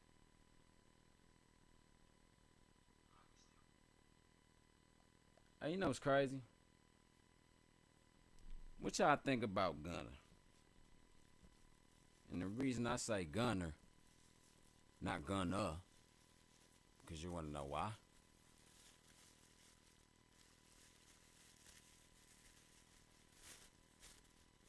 It's not even about the snitching part, dog. It's about a lot of you niggas, motherfucking real characters. Well, let me not say it like that like I'm mad at them, because I'm not. But it's just like a lot of people's real characters and real demeanors and shit like that is exposed, you know what I'm saying? And shit like this, right? You know what I'm saying? Like, this is what I'm saying. The reason I ask y'all what y'all think about Gunner is because, like, a lot of people, okay, this is what I'm saying. It's a saying in jail. Different strokes for different folks. Yeah, your motherfucking case and shit may be the same, or your homies and shit case may be the same type shit, but everyone's outcome is always different, dog. Like, I understand Boosie. This is why Boosie heated about the situation. Boosie, he's heated about the situation because why? motherfucking, he almost lost the rest of his natural life to the motherfucking electric chair, you know what I'm saying, or whatever the fuck they was gonna give him for some niggas snitching. I understand that, but what I'm saying is, and the reason I ask y'all what y'all think, because like a lot of people saying Gunna snitch, right? But I ain't seen no paperwork on the nigga, right? You know what I'm saying? Granted, right? You know what I'm saying? If you snitch, it's paperwork. You know what I'm saying? Boosie said it out his own mouth, man. I don't know. I ain't seen no pay. I see some paperwork. I forgot who the fuck they was talking about because it was a recent interview I saw. I understand that. You know what I'm saying? But what I'm saying is, they look at it like this. If you're taking a plea to admit your guilt, you're a rat. You're ratted. You know what I'm saying? That's how niggas looking at it, and that's how niggas feeling about this situation. You took a plea deal, so therefore, you're a rat, or you're gonna rat. You know what I'm saying? But, from my understanding, this nigga Gunna, found my gut bowl. This nigga Gunna, yes, he took a plea deal, he did, but I heard that he took an Alfred plea. You know what I'm saying? What's an Alfred plea? Okay. For you, those of you that, you know what I'm saying, never been involved in the criminal justice system or never had no one that was involved in the criminal, well, everyone has had someone, but doesn't know anyone like that for real that's been a criminal in the criminal justice system or really just explaining the shit, this and that. But an Alfred plea is a plea of guilt and a plea of admission that you took part in a certain organization or certain crime or certain situation that brung on criminal charges towards you. You know what I'm saying? But an Alfred plea is you admitting the guilt that you did it, but not saying that you're guilty. So what I'm saying is a lot of people's Alfred pleas does not call them to take the stand in no motherfucking matter, shape, form, whatsoever. So that means I can go to trial with a co-defendant, because that's mostly when they give you one. I mean, they give you one on solo cases, you know what I'm saying? But most of the time, it's like criminal organization type shit or co-defendant type shit. That means that I can have a co-defendant. They'll give me a motherfucking Alfred plea, and I signed and said, all right, look, I did it. I did this. I did that. I did X, Y, Z. But whatever he did, man, I don't know shit about it. I'm just letting you know that, man, whatever I did, I took part in the shit. Blah, blah, blah. Because you could take that Alpha plea and then go to court and say, oh, I plead the fifth because I have no knowledge of what was going on. Then I'm like, but you took an Alpha plea. Yes, I took an Alpha plea in admission to my guilt, to what I've done, to my role I had partaken. You know what I'm saying? I understand. They feel like, oh shit, nigga, you know what I'm saying? You took a plea, so you're a rat. I understand. I understand how you feel, you know what I'm saying, where you coming from, but that it doesn't necessarily mean you're a rat, bro, because you snitching on yourself. Like, well, you're still a rat because you snitched on somebody, even if it's your damn self. But still, what I'm saying is, if you go online and look up Gunna's plea deal, you can see that in no shape or form or fashion he has to get up there on the stand and testify against his co-defendant.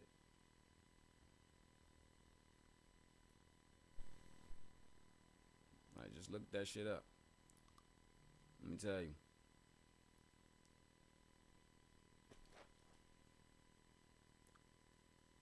Ain't nothing wrong with reading, my nigga. Let me get the other lighter, because I'm ready.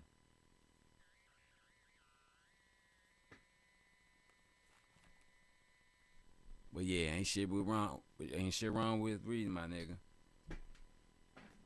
Type it up, Alfred plea. If y'all don't know how it's spelled, I'll put it up for you.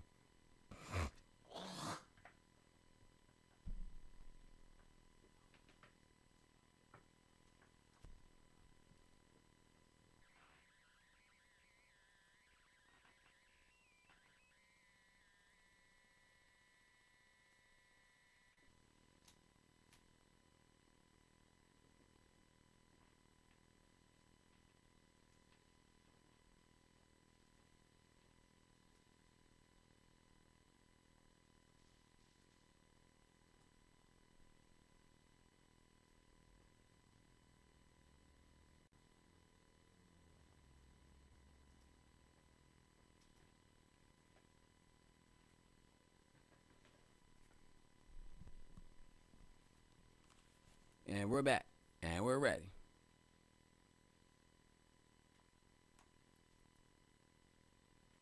And I feel some type of way, dog. Because you want to know why? Boosie, that's my nigga. And I fucks with T.I. and his music, right? But I want to do a song with T.I. But I want to do a song with Boosie. But if I do a song with T.I., I can't do a song with Boosie. I know a lot of niggas probably be like, hey, well, shit, hey, do a song with Boosie first, then do a song with T.I. It don't matter.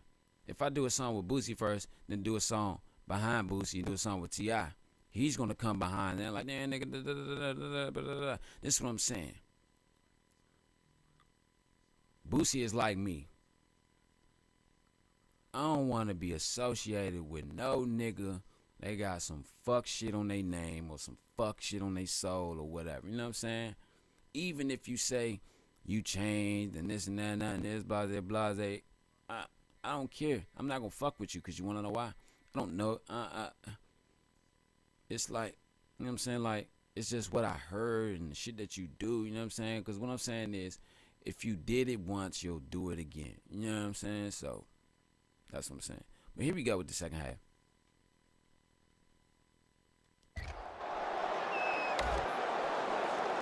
Damn, you get the ball. All right, Reese, David, thanks, guys. Just about set to start the third quarter. Sends it sailing downfield. And they can forget about returning this one.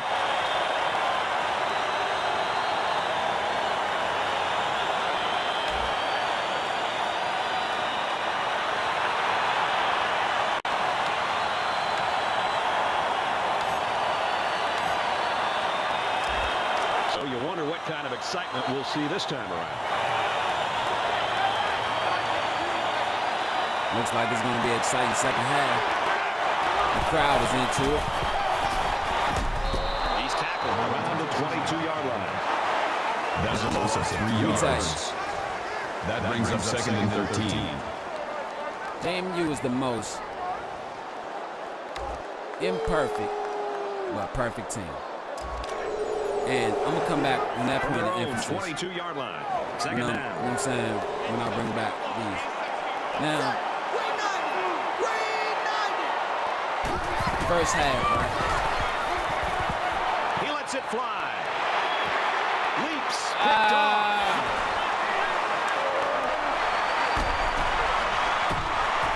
Damn. Down at the 38. Interception. It's a second interception. I mean, hey, 4 touchdowns, 2 interceptions. Like, come on, Trayshawn Diggs, you gotta get up there. But what I was saying is, and I ain't mad at him about that interception. Why? Because they're up. And I know that, look, his coach is over there talking to him. But this is what I'm saying, like. We've got a 1st and 10. Ball on the 38-yard line. A lot of people want to know. My question to you, and a lot of people want to know, what would Darnell Mason? Lets it go. What would Darnell Mason be happy with that one. in the next 10 years? Makes it second and 10. Where will his, no, forget 10 years, because nowadays the average NFL quarterback does not. The average NFL quarterback who gets drafted the field with 5 wide. does not. I never said the average, but Hit as he threw, and he completes it. Tackle made to the 30-yard line. That's good for a gain of 8 yards. That'll bring up 3rd and 2. the average quarterback that's drafted first round or second round, or, you know what I'm saying, or just had success in the college ranks or whatever, whether they're drafted first pick, second overall, or late. Their careers, let's be honest, their careers is only maybe 5 years long. That's You good got for a very gain of few. 5 yards. Patrick Mahomes. First I'm down. gonna say this: he wasn't no big name in college at Texas Tech, but he still had Cliff Kingsbury to help him and coach him. So Patrick Mahomes, whatever, like, he wasn't a great quarterback or had a big name in regardless, but no one knew Yeah, this is a nice that he job by would the have quarterback this reading much the success. coverage and You know what I'm delivering a saying? very Like, look at catchable this, ball, 2019. allowing his Look at- receiver to come look up at with a nice what the game. Chiefs are doing. You know what I'm saying? Look at what he did his first year as a starter, and which was his what? So it's second 17, down, 18. and they're only about a foot away from picking up the first down. What? 18, 19 year. Here's the pitch, and now he's got the corner. Ah, The shit. fly. That's my fault. Touchdown, and it ain't over yet. It ain't over yet. This is what I'm saying about this game. This is why you can't critique Byron Jackson's He is defense, such a or you talented, can't skillful critique back, as you saw right the skill there. of the players. What makes Why? him even Because better is that these coaches There you know go. how to use why? him. Because for one, FSU's the number 2 team. They're not going to give up that easy. But what I was saying was Patrick And he Mahomes, adds the he extra was point. drafted, what, 2018? 18, 19. I think he was drafted 2018. Hold on, give me 1 second. Let me check.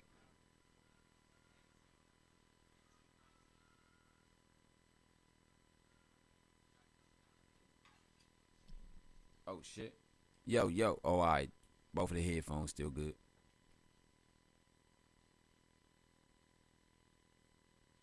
Patrick Mahomes, rookie year. Yeah, 2017. Okay.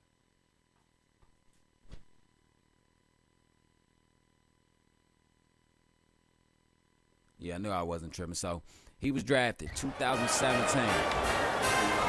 So, he was drafted 2017. That's a 17, 18 season. Didn't play. 18, 19. Nice He kick. played, what, half the season, I think, or maybe And it sails out of the end zone 60, for a touchback. 65% of the season. Threw 50 touchdowns. Like, come on, man.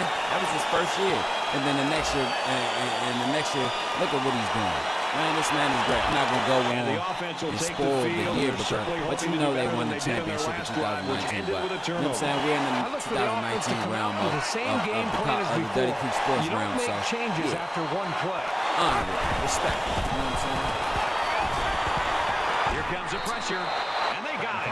But the defense I'll is take the fired sack. up, responding and reacting to that sack. Not Look at only what do they he get did. the That'll make it quarterback, second but and they long. hit him He and made hit him numbers, you know what hard. I'm saying? I think that can So, really create some don't be confidence for ashamed this defense. The if- next don't be time this mad. quarterback drops back to throw, Even if- you got to be even if thinking he's going to Darnell be a little Mason bit gun is shy only, and concerned what? about the pressure that these defense is putting on him. Even if Darnell Mason is only, what, 5'11" So the and a sack makes half, this a second and long. let's say he's 6 feet. 6 feet, you know what I'm saying? 190. That's why y'all probably say he doesn't qualify for a big He's game. under some heat. He lost the ball. Ooh, see White, good one, man. They'll bring him down to the 24-yard line.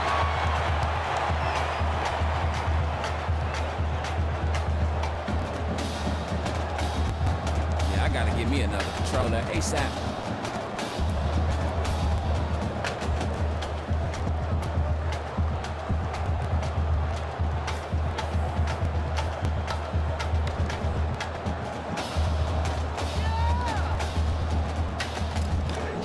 Third and 11 here. Ball on the 24. But you see what I'm saying about his passing options? This is a big thing for me. He's on the run. At the corner. He's pushed out of bounds. Like, he can do that. But what I'm saying is, Third down. Anytime What you about- can move the ball like this, you're putting a lot of pressure on that defense. what about the First and 10. Ball on the 37-yard line. what about the secondary option? The third option? Like, come on, man.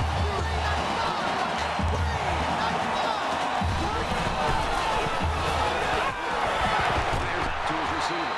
JP Page. JP Page. And for Page, he's up to 1,000 yards and catches for the year.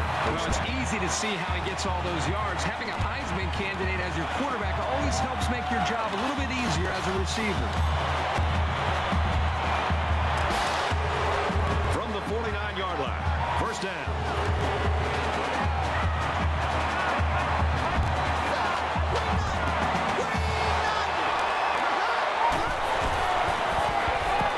They go to the back, and he's hit See, I immediately. quick they get up off that shit. That's a loss of 3 yards on the play. That's my That brings dad's up name. 2nd and That's 13. crazy. I dropped a blunt off that one. That's my dad's name, Lamar Green. And the crazy thing about it is where I was just talking to somebody about him this morning or earlier.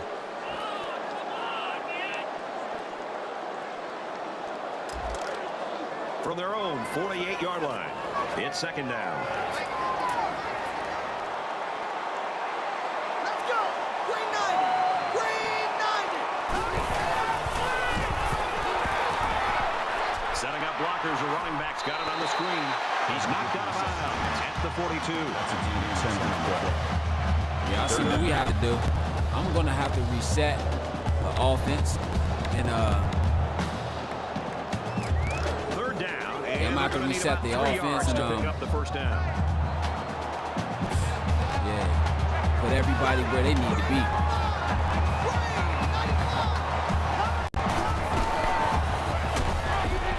Up the middle for a nice gain. I think offensive coordinators spend more time with the mic. focusing on two He areas. don't lead anything. Third down conversions and red zone offense. Right now, this offensive coordinator has to be really happy with the way this offense is executing in their third down. That's the second time they've been able to get a first down in this drive on third down. From the 38-yard line, it's first down.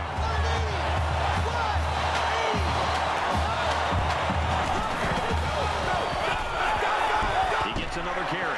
He's got the corner. He's at the 20. And he's taken down around the 18-yard Hey line. man, I thought they was gonna call flipping or holding on the end. That shit, Page right there, that block that Page gate, they usually call flipping or holding.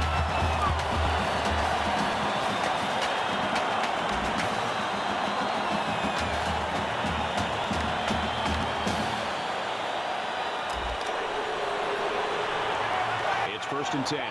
Ball on the 18.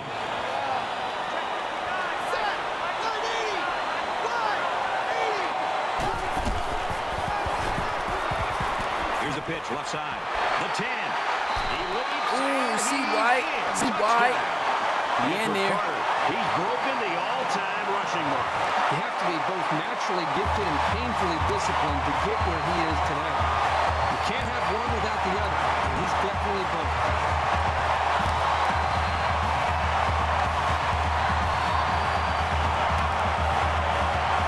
Okay. Right now they're honoring C. White.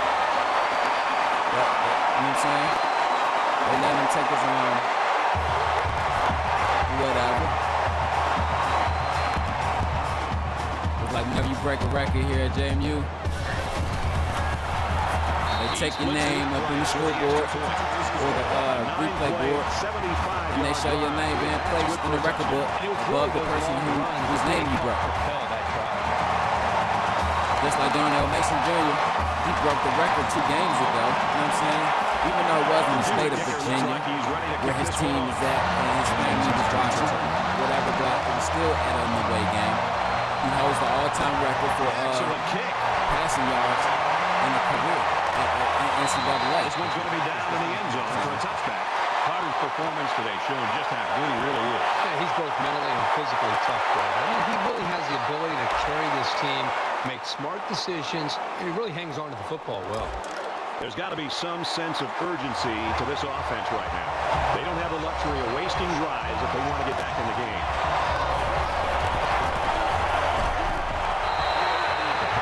The defense has to be very frustrated there. They did everything. They got to the quarterback. In fact, it looked like they had a chance to bring him down for the sack, but somehow he's able to throw the ball away. Let me tell you one thing I seen that Byron Jackson has done with his defense is very similar to Carter's defense in the first year. Why? If you notice that, he figured out the pass rush. He figured out the pass rush. And this is how he figured it out. I don't know if you look. You know what I'm saying? That'll bring up 3rd and I know a lot of 6. teams will probably watch this and hear me say this or whatever. You know what I'm saying? And try to figure it out to stop it or whatever. But let me tell you, you can't stop greatness. You can only slow it down. I'm not even gonna say contain it, because containing means to grab it, put it in some, put a lid on it until you open it up. You know what I'm saying? But what I'm saying is to stop. You can't stop greatness, but you can only slow it down. What I mean is, it's third down. The reason now they're so good at the pass rush. He's scrambling. Like, look. And they make the stop at the 30. When they call for double stunts or whatever, things like that, they'll change up the cadence or change up the high route for the defense, and they'll send one defender straight at somebody that the other defender was supposed to be, so that when another defender's coming at that lineman in the blitz, they can. It'll confuse him, so the lineman doesn't know which man to block. So he's like, who stopped? Who to block? If you notice, like I said, we're gonna go to commercial break right quick. Ashtray. No ashtray. No ashtray. That's funny. So how did I ash the other blunt? Oh, this is the other blunt. Ooh, shit, true.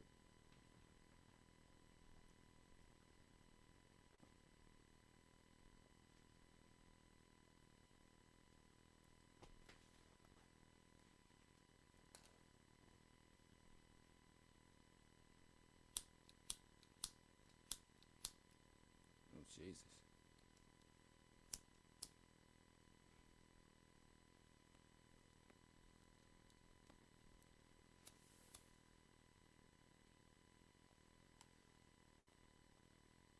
Hold off. Goddamn cat at the door. I was wondering why I hear some purring and shit. Sound like a pigeon in motherfucking Central Park. It was already open.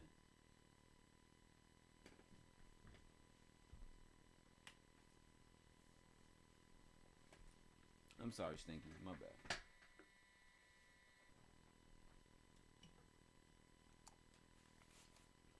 Okay, we're back from commercial break on Dirty Creek Sports Network. Here we go. But yeah, back to the game though. It's 35-17, third quarter. JMU has the ball back after the punt. Offense is back on the field after running the ball very well on their last drive. Before about the defense or whatever. Really If you opened look up some and you big notice, gaps like I for the said, running back last time. they'll send a hot route on the defensive guy, maybe a lineman or whatever, or maybe a linebacker. Gets him open field. Or whatever. And when the lineman or whatever, and then the extra lineman or the extra blitzer will come at that lineman that the defensive end and defensive tackle is supposed to be on, but he'll switch the blitz, and that'll confuse the other lineman. Like, hold up, who did I come at? Because it's an extra blitz. It's an extra blitz coming at me, or extra lineman coming at me. So do I block the lineman, the extra lineman coming at me, or do I block the extra blitzer? Hey, figure it out. Figure it out. I would rather block the extra lineman out. You know what I'm saying? Because why? That blitzer is coming from behind the field. You know what I'm saying? So it'll give you time to just. Well, this is the kind of play you want to see if you're a defensive player. Throw it Because away not or only just is it a check it negative down or play, whatever. but You know this what I'm can saying? really impact and affect the emotion of the game. Just looking down and looking at the energy on the field and even on the sidelines, you can see that the defense is fired up. That's one thing that you would always see From the Bruiser 40-yard Carter line. It's second down. doing defense first year. They call it double stunt blitz. Carter takes it right side. He's got the corner. They call it double stunt blitz for the defensive end defensive tackles with an extra blitz coming down the middle. And one extra see, I need to trouble. That should keep you stuck. One extra blitz coming down the middle, and then boom. What happens? First down, 10 to go. Ball on the 28-yard line. Linemen get confused. The quarterback gets confused. Like, oh.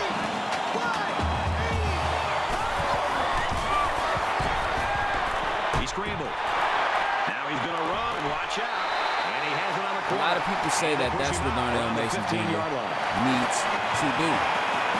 Like, I mean, I'm not going to say that it's too late, but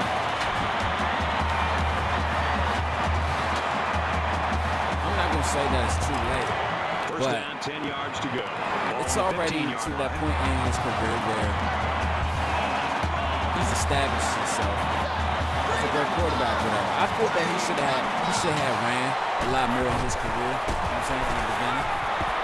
Setting up the play action, and he's going to come up with a sack. See what I'm saying? Loss of 13 yards. That'll make it second and long. It's cool though because why? He has 3 national championships, 1 Heisman, and plenty of national quarterback of the year awards. I think he'll win the Maxwell and the Davey O'Brien award this year because other than that, there's no other quarterback in the NCAA right now. You know what I'm saying? Other than Jalen Hurts. Defense looking for Trevor another sack Lawrence, in the second down and long situation. Joe Burrow, you know what I'm saying? These guys, you know what I'm saying? It's only these are the guys that can give him a run for his money.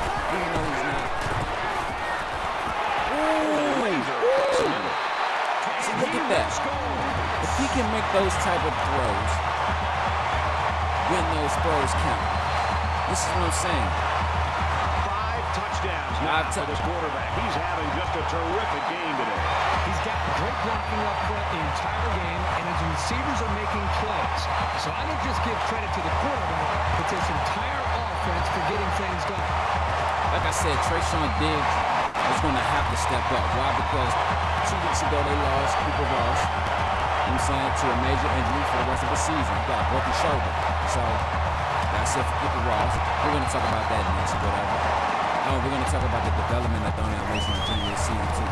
After he comes back on the field for his next drive. Time for an update from the studio. Reese, what have you got? Let's take a look at scores around the country. All locked up, 17 apiece.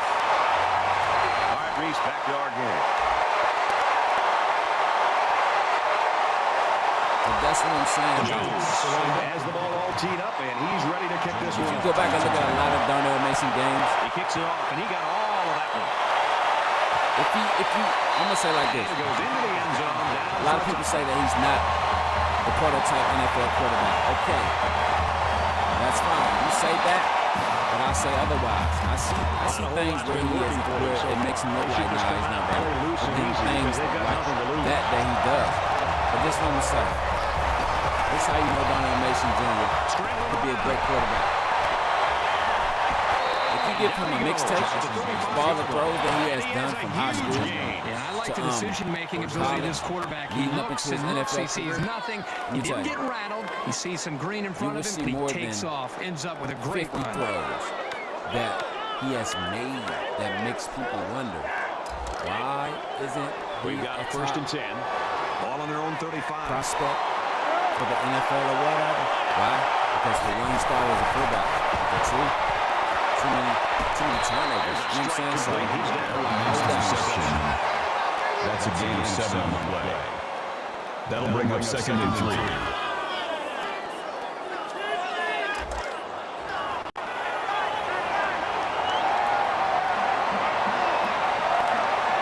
bad, I apologize. He's going to try and scramble. He's tackled down to 49. Gain of 9 on the play. First down. I mean, you're right, though. It's a lot of turnovers. It is, though. A lot of interceptions. You know what I'm From saying? the But 49-yard line. First he down. still can give you 7 touchdowns a game. You're the best defense after throwing 4 interceptions, maybe 5. You know what I'm saying? Looks middle. Got his back. See, that shit keep changing. To the 49-yard line. Call a gain of 10 yards. What I'm saying is you can put together That brings up second and 1. show some of his best throws, and he can make them. Like that throw. What I'm saying is a lot of people would say, nah, he's not the prototype quarterback, this and that, and that and this. But then he comes out and make a throw like that. Like, come on, man, that is an NFL throw. That is an NFL read. That is an NFL pass. Like, he knew. Now he tries to buy some time. He's at the 30. Slides down. He knew where to place the ball. Right now, How to give it to him. He knew what to look for in the defense or whatever. Like, come on, man, their like, give ability him to pick credit. up first Like, downs, because if just you don't pushing give this him credit, defense further and further down, back deep into their own territory.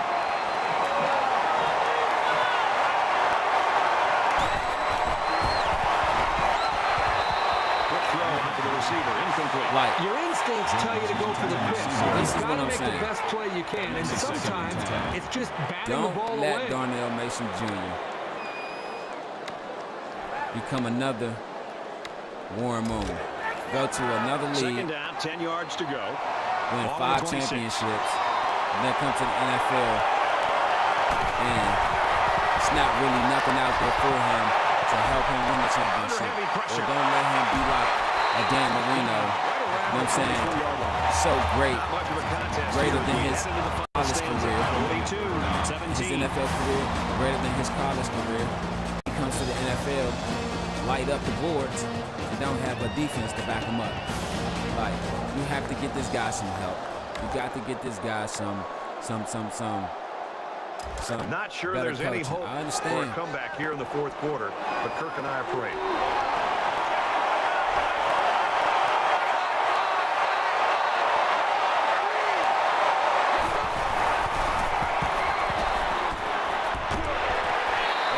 Good defense. Right there, this early in the fourth quarter, but they've made those kind of plays all day, and that's why we've got a blowout on our hands. That brings up 4th and 11.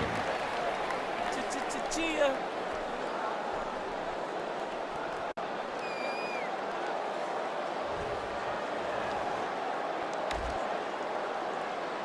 Yeah, you know what I'm saying? Like, get this guy where he needs to be.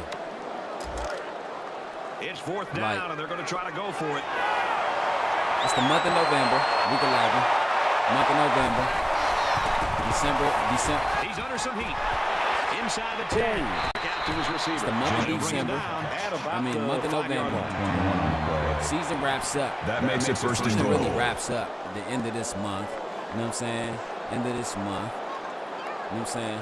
Because actually they have, after this game, it's 4 games left. They have what might be 3 games left, if I'm not mistaken. This is the 10th play of this drive. Because I know after this game they got Syracuse, not Syracuse, they got North Carolina State, they have Wake Forest,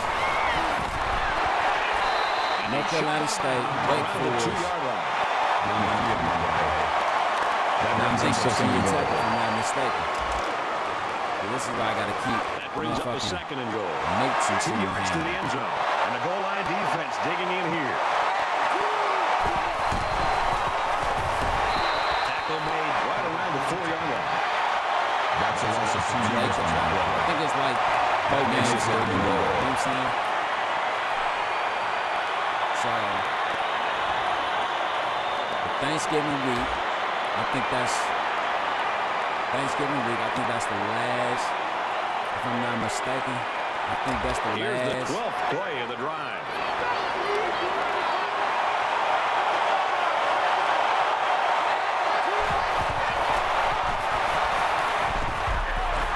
Touchdown, Seminole. I think Thanksgiving week, I think that's the last week of the regular Things can season. get pretty or the week fierce after in that. this You know what I'm territory, saying? but they look totally in control there.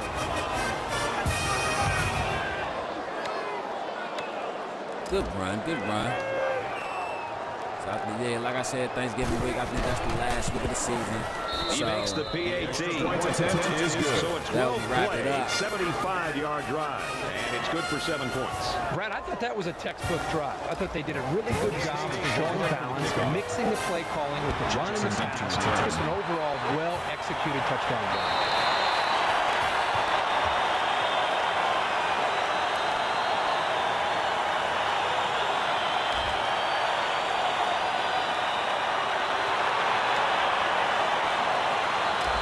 Both teams are well aware that a score on this drive is going to create an almost insurmountable lead. This defense has really got to step it up and make a stop. 42-24. Both defenses have been amazing. But He is drilled at the 44-yard line. JMU defense has been a little bit more on it, a little bit more special, a little more extra up with it, because JMU is out there making tackles. They're making plays on the defensive side. They're getting to the ball when it First and counts. 10. They're Ball on the getting to 44. the quarterback. They're knocking the quarterback. They're confusing the linemen. They're, you know what I'm saying? Bringing the blitz when it counts. Bringing the coverage when it counts. Now he's scrambling. See, that's what I'm saying. Trayshawn Diggs, he has to be that second guy or that third guy. Because why? And no Bendo Summers. Like, I thought he would have a 1,000-yard receiving year this season, but I guess not. But it's that's okay. You know what I'm saying? Because why? He still helps him in the offense when it comes. He still gives him those plays when he needs it. He still catches balls. From the 34-yard line. Like, it's first down.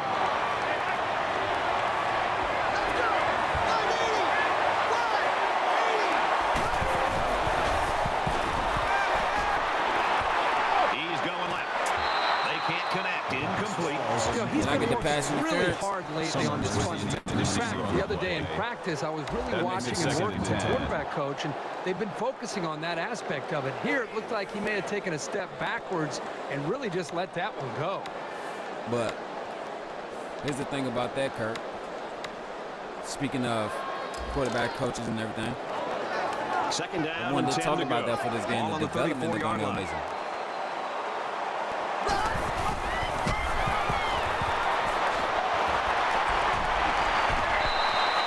I tried to keep the play going. It's all good. Power the offensive line and drop the back for a loss. Third down. Like I was saying, Kurt, like with Darnell Mason Jr. and the quarterback's coach, this week they had Byron Jackson sit down with Darnell Mason, and they went over some film. They went over the playbook or whatever, and a couple of old games. They didn't just focus on last week's game. Third down, and they need to get it They to the focused 24. on games from every season of his career, whatever. And he broke some things down to him. He helped them. They worked on some development drills or whatever. He's on the run. Under heavy pressure. Looking for the corner. There's a fumble. I hit the wrong button. It bounces out of bounds. That's my fault. They worked on some development drills and everything, and they kept working. They did a lot of solo drills, a lot of one-on-one coach-to-player development drills, and because Dunbar Jackson came to Byron Jackson and said, "Hey, could you do me a favor?" He said, "Yeah, what you need?" He said, "I want you to work with Darnell this week, as far as quarterback drills and everything." And he said, "You sure?" He was like, "Yeah." You know what I'm saying? Work with him. Show him a few things. Whatever. He's like, "Cool, got you." So they start working. You know what I'm saying? And after workouts or whatever, they would either text or hang out and talk more or whatever. They wouldn't just talk about football. So the kicker comes out. He'll try to put 3 points on the board. Football, life, going forward in his career. The kick is up. There we go. Ty Hill, he nails it. And Ty Hill Reese Davis is standing by with this update. Reese? Let's have a look at some scores from around the country. Several surprises today, and we've been keeping an eye on this one all day. And from North Carolina, stubbornly keeping it on the ground and scoring a touchdown. The Tar Heels are on top, 24-17. All right, thanks, Reese. Back to the live action here. And one thing about Ty Hill, he was benched since As his kick team lined up, and he is the set to kick beginning of this this one off. season. I think it was like he was benched since the middle of last season. Returning this one. Florida State's had a really hard time establishing any kind of rhythm on offense today. Yeah, we're so used to seeing that from them. They might want to go back and look at this film and try to study and see what they didn't do well, because this is not the type of offense you'd expect to see from these guys. They got into the end zone last time. Let's see if they can match that on this possession. 5 wide. He was benched the middle of last season because why? He missed too many games. He missed a lot of game-changing kicks, a lot of placement kicks that he was It's all supposed to about make. chipping away at the defense. Even short yardage completions can have a way of building a quarterback's came away with confidence. it, whatever. But he put him back in and asked him, "Are you ready?" I guess he thought he was ready when he made the kick. But back to Darnell Mason Jr. They sat down. Slings it, and he's taken The workouts after practices. They talked. They had lunch, dinner. That'll bring up 3rd and 4. This past weekend, actually not this past weekend, but even yesterday, they just happened to play some basketball or whatever. These fans are showing you why teams hate to come here, folks. And he met B.Y.'s family for the first time or whatever.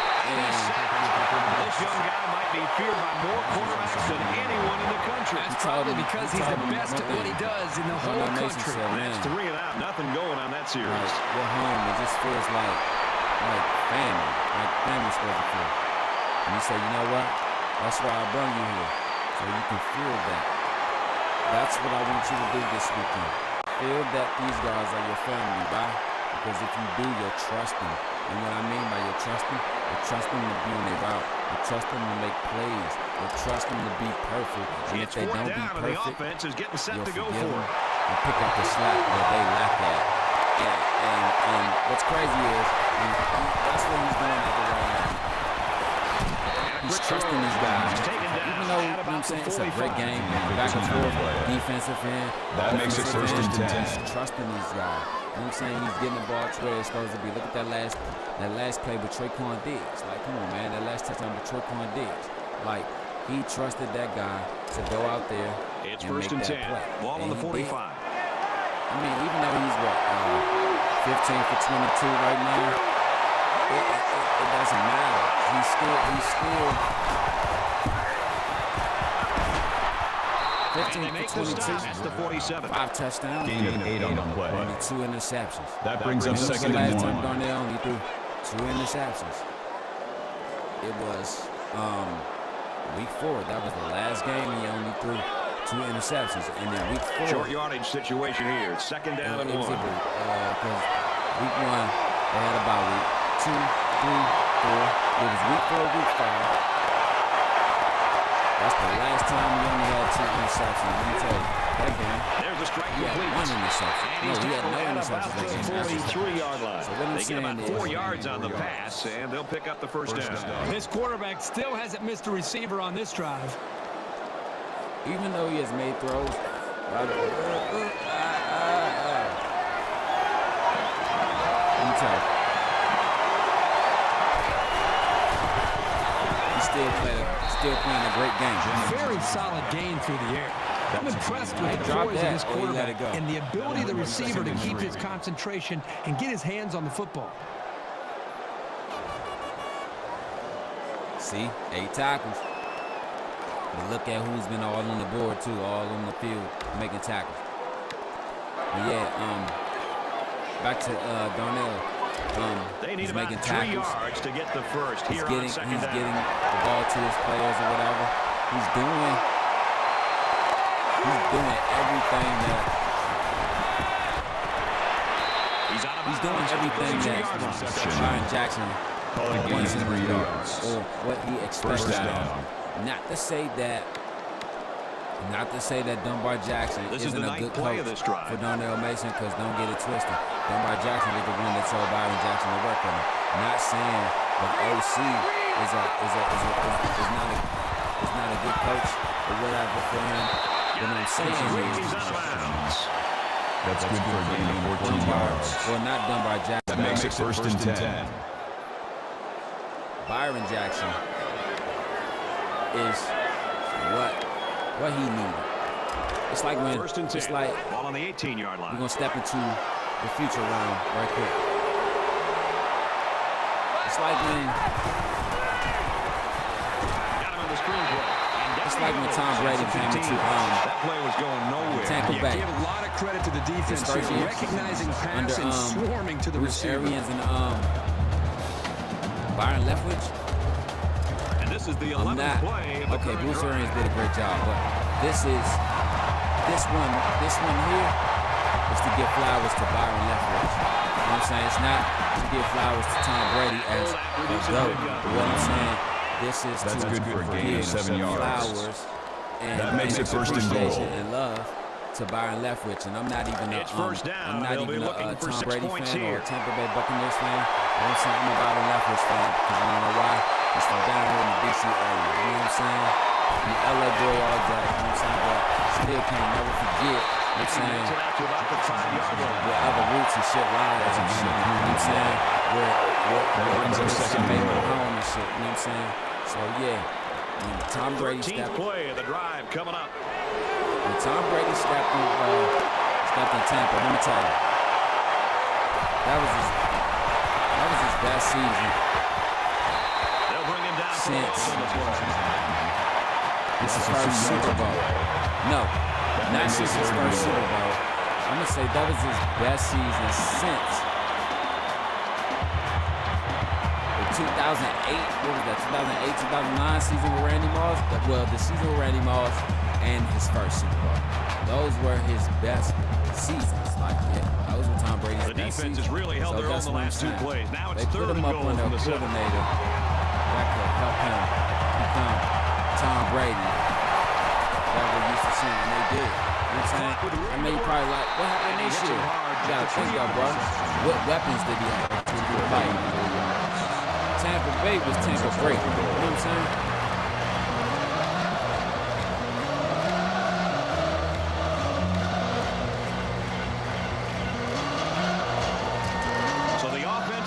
For it. It's 4th down, and we're on the 2-yard line. Just under 3 to go in regulation.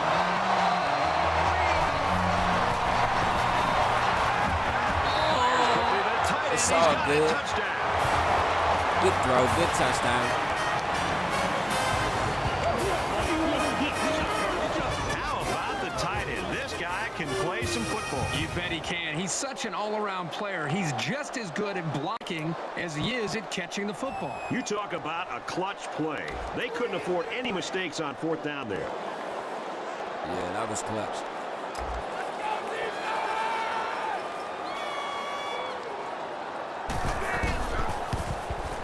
And he adds the extra point. Good. A long 15-play, 75-yard drive, and they come away with 7 points. You know, Brad, a lot of times you have to watch practice and watch a 7-on-7 drill to not see the ball touch the ground. But this time they went the entire length of the field. The ball never touched the ground. Great execution by the quarterback and the receiver. It's 45-31. Okay, we're going to take a quick commercial break. We'll be right back because I need me a sip of Gatorade.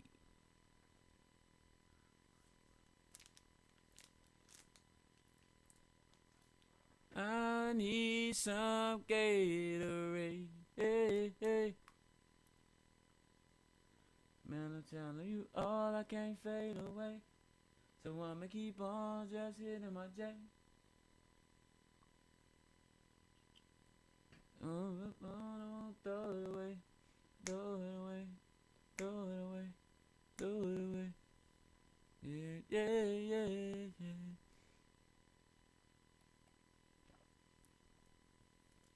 Your life is kicking my ass, but I ain't down for the count. I'm working hard to the bone to afford me a house. Can you tell me, man, yo, what's an elephant to a mouse? Picking up the pieces to the glass that I broke out. Do you feel me, man? I take a lot of time to express how I feel. Real life is kinda cautious, don't slip on the spill.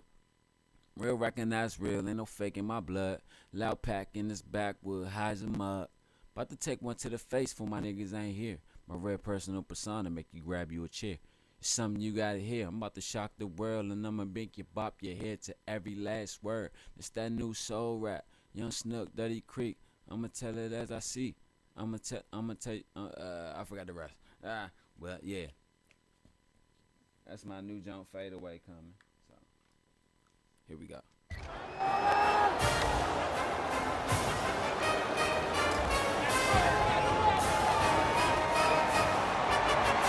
Last 2 minutes, and we back after the break. Oh, man, let me tell you. That was a smart play, man. When people talk about special teams winning football games, they're usually talking about blocking kicks and big returns. But the onside return team can be just as important. And right now, these guys may have sealed the deal with that recovery. Last drive resulted in a field goal, and the offense will come back out looking to do one better. Less than 3 minutes in the game. So now the question is on it. The question that's now on everyone's mind is, He's tackled at the 48. Carter gains about a yard on the play. That's good for a gain of 1 yard. the question that's on everyone's mind right now is, actually there's two questions. Second down and 9 Question to go. number one, Ball on the 48-yard can Florida line. State come back and possibly win this game? One, no, I don't think they can, because look at what JMU is doing, and they are masterminds at draining that clock. And for two, the next question is, if Florida State loses, where will they fall at in the rankings? Where will they be at in the They show rankings? pass and then Well, hand it to the back for a pickup of 8 yards. Florida State will take a timeout. That's their first of the half.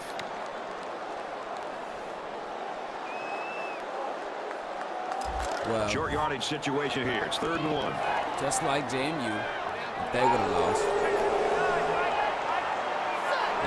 they're going to fall to the number 3 spot, I think, because why? They lost to the number 2 team. You know what I'm saying?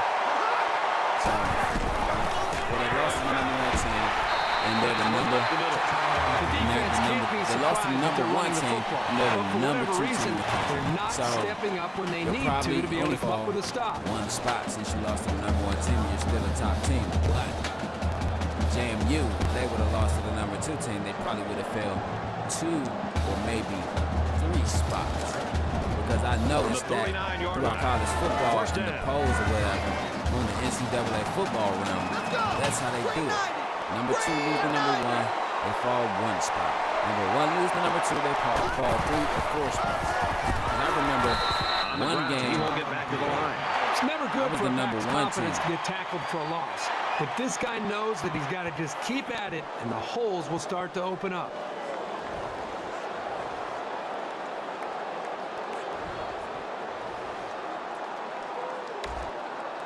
Not one day, but I think this is when I had Xbox 360. Second I was the down number and 11 1 yards team. to the sticks. Ball on I the had 40. played so Just under poorly. 2 to go in the game. And one of my games 1 week. But we still won, right? But also, The halfback with a carry. number 2 And he gets a yard and the on the number run. 3 team. We've watched this guy play, Also and over the played. course of his college they, career, he's made some both won. spectacular tackles. Let me Nice tell you. play. That following week, when I went to check the polls, I had dropped to the number 3 team. Why? Because the votes that had came in, they had voted me down to the number 3 And poll so it's spot. another 3rd down You know what I'm coming saying? here. Maybe because I didn't produce well enough in that game that they wanted me to produce on, or maybe the overall team experience. Yo, what's up with you? What's up? Hey, man, what's up with you? The overall experience that they wanted from us, we didn't give it to them. You know what I'm saying? And that's all good. Let me tell Now you. he tries to buy some time. Tackle made at the 38. That's a gain of 1. Right here, it doesn't even That'll bring matter up 4th and 9. if I'm not gonna say it doesn't matter if we lose, because we gotta win this game to stay on top. Because I ain't trying to fall down 2 spots or whatever. And we looking sad and all discombobulated They'll because call on the field goal unit. I lost a game that I should have won. But I'm gonna say this: glory be to God. Glory to Ukraine. Glory to the. Let's go. Kicks up. And he hooked it. You know what I'm saying? Time for an update from the studio. Reese, what have you got? Time to get you an update from Chapel Hill and for Virginia Tech. They've lost 2 in a row. North Carolina takes the 7-point win. Meanwhile, the Blue Devils had a spot in the top 10 at number 7. They believe that performance proved the point that they belong. And for Duke, they've now won 3 in a row. All right, thanks, Reese. So yeah, we had fell to the number 3 team, and that shit grinded my gears. Out there because hoping why? for a miracle. That shit was my senior year. Listen, that shit was my today. senior year, right? I was so pissed. Ooh, Lawrence Justice with the sack, and he saves the game. He saves the game with the sack.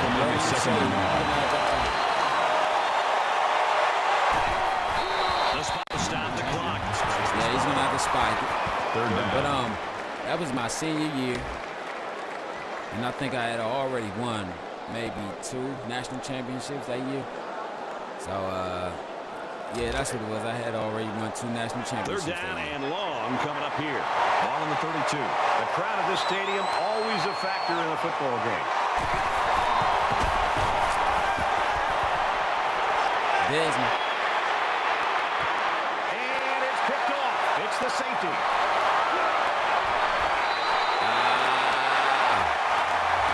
Shout out to JMU, still number 1 over number 2.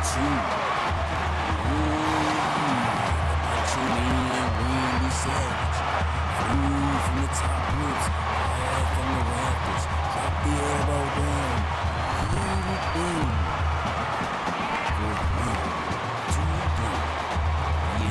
Into the sunset.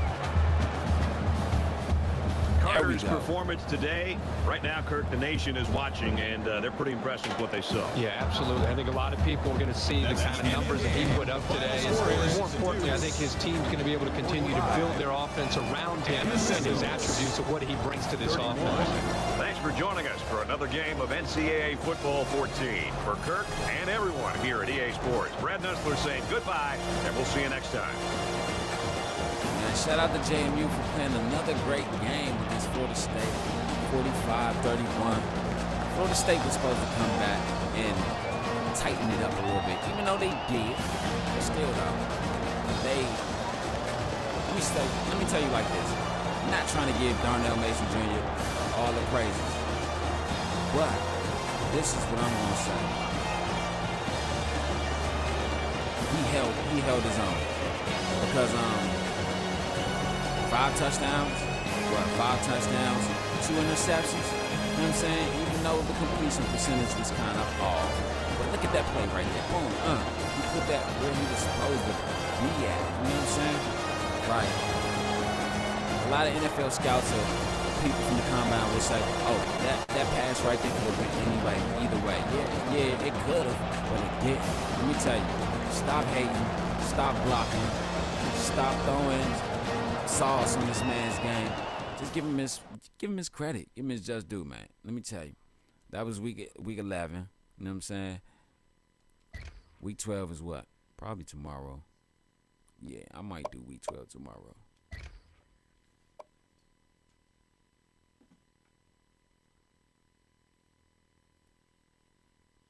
Yeah, I might do week 12 tomorrow.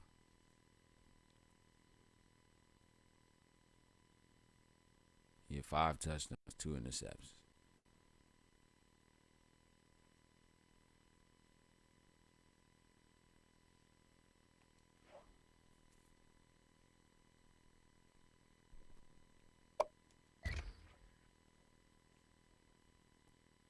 $57. It's all good. Because you want to know why? He still got 5 touchdowns and only 2 interceptions. A lot of people would say, oh, the defense just played poorly. Not really. You know what I'm saying?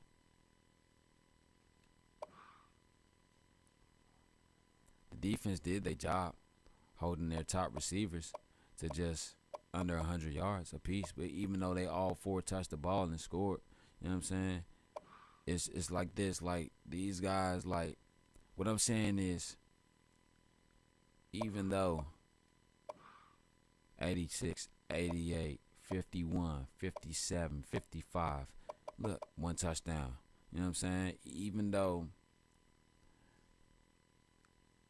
it's under 100 yards, every receiver. You know what I'm saying? But peep this, though. Boom, 1 touchdown, 1 touchdown, 1 touchdown, 1 touchdown, 1 touchdown. It wasn't a game where I could just go out there and just, sling it down the field maybe 3 or 4 times and get a long touchdown out of one of these dudes. You know what I'm saying? I had opportunities, 2-3 opportunities. The first opportunity I remember is when I threw it downfield. I overthrew. Diggs ain't catch up to it. I overthrew him. The second one was when I was trying to get at the bando, you know what I'm saying, over top in the post, you know what I'm saying. He was wide open, but they didn't call the pass interference flag to the point where he can get to the ball, you know what I'm saying. And that's one thing I forgot to do before I started the season, set the motherfucking penalties where the fuck they supposed to be, because I'm like, I ain't seen no pass interference. I ain't seen I see holding like that, but you know what I'm saying. Oh, this is what I'm saying. Peep this before we go on. 8 tackles, 7 tackles, 5, 4, 3, 2, 1, 2, 1, 1. What I'm saying is that's everyone on the defense. You know what I'm saying? But this is what I'm saying. He was averaging what? Almost 18 tackles a game. 17 to 18 tackles a game. Anywhere 15 and 18 tackles a game. He's down to 8 tackles a game. But you want to know why? Because everyone on the defense gets to the ball. Everyone get to the defense gets to the ball. Like, and not saying some assisted tackles. You know what I'm saying? Even though we need more assisted tackles, but or solo. Look, all these tackles are solos. You know what I'm saying? No assisted tackles. Look, no assisted tackles. That's what I'm saying. Like, then you probably, how does everyone get to the ball? Meaning is, wherever the ball is, there's a defender. So don't count on yards after the catch, or, you know what I'm saying, yards after the run. You know what I'm saying? Count on touching the ball and only moving it 2-3 yards or whatever. That's what I'm saying. Cheat them. Lay your ass down. Cheat them. Dez. You know what I'm saying? Even though 57%, look at the passer rating. 202.8. Like, this kid may leave school with the highest passer rating in college football history. He already has the all-time record for yards and touchdowns. If I'm not mistaken, he has the all-time record for wins too, if I'm not mistaken. Cause 48 wins. Well, this is 49 wins.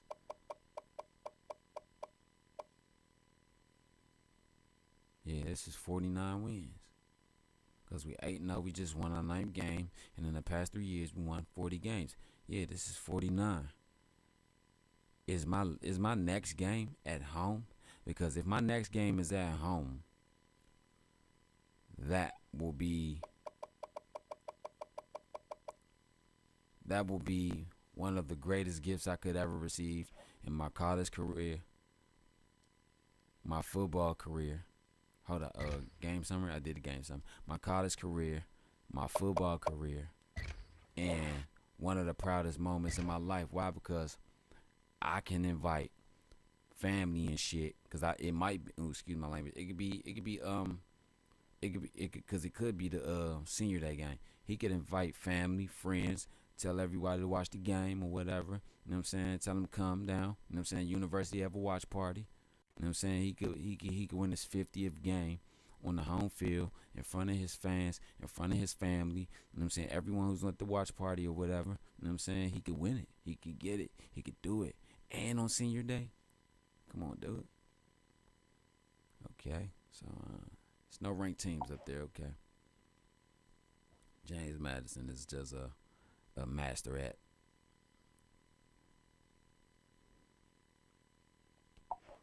making people be on their time.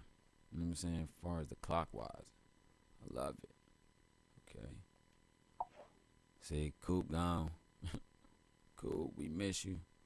He was down there in his jersey or whatever. His sweats.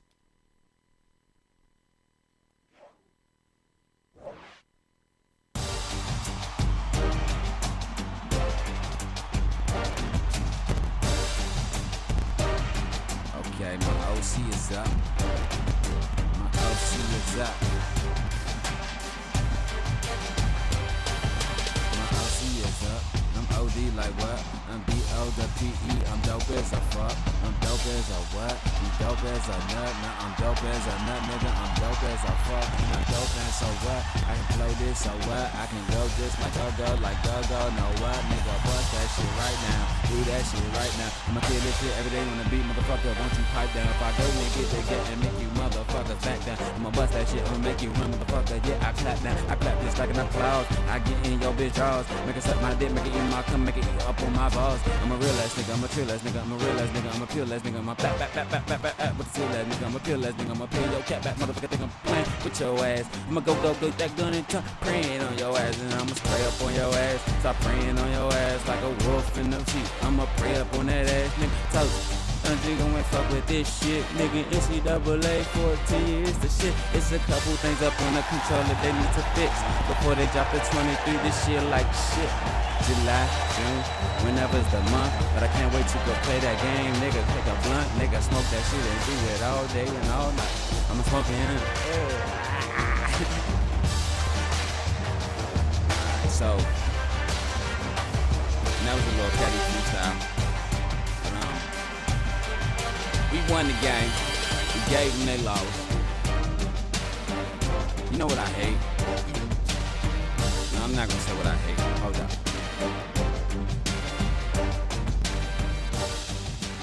I don't hate it. One thing I wish that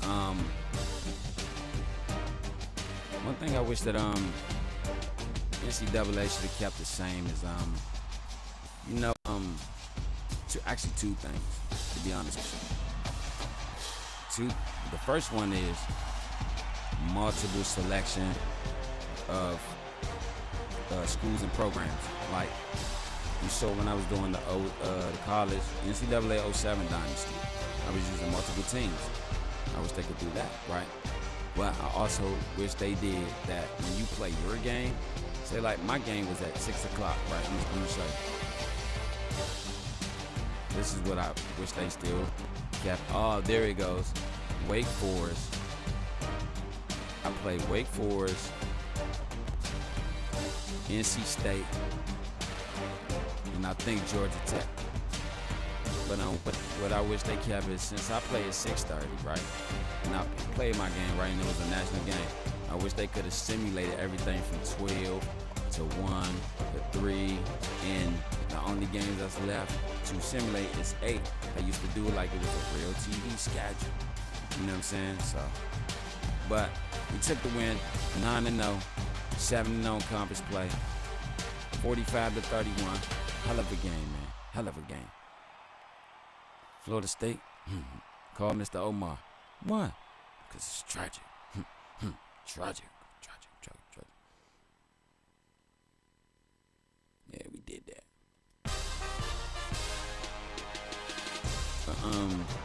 Check our schedule. What we got left? I think it is Georgia Tech.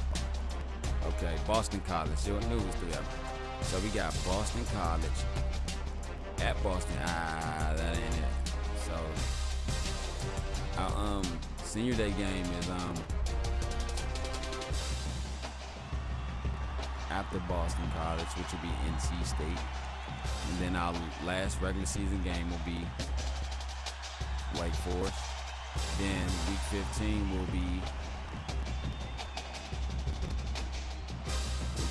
will be a bye week. And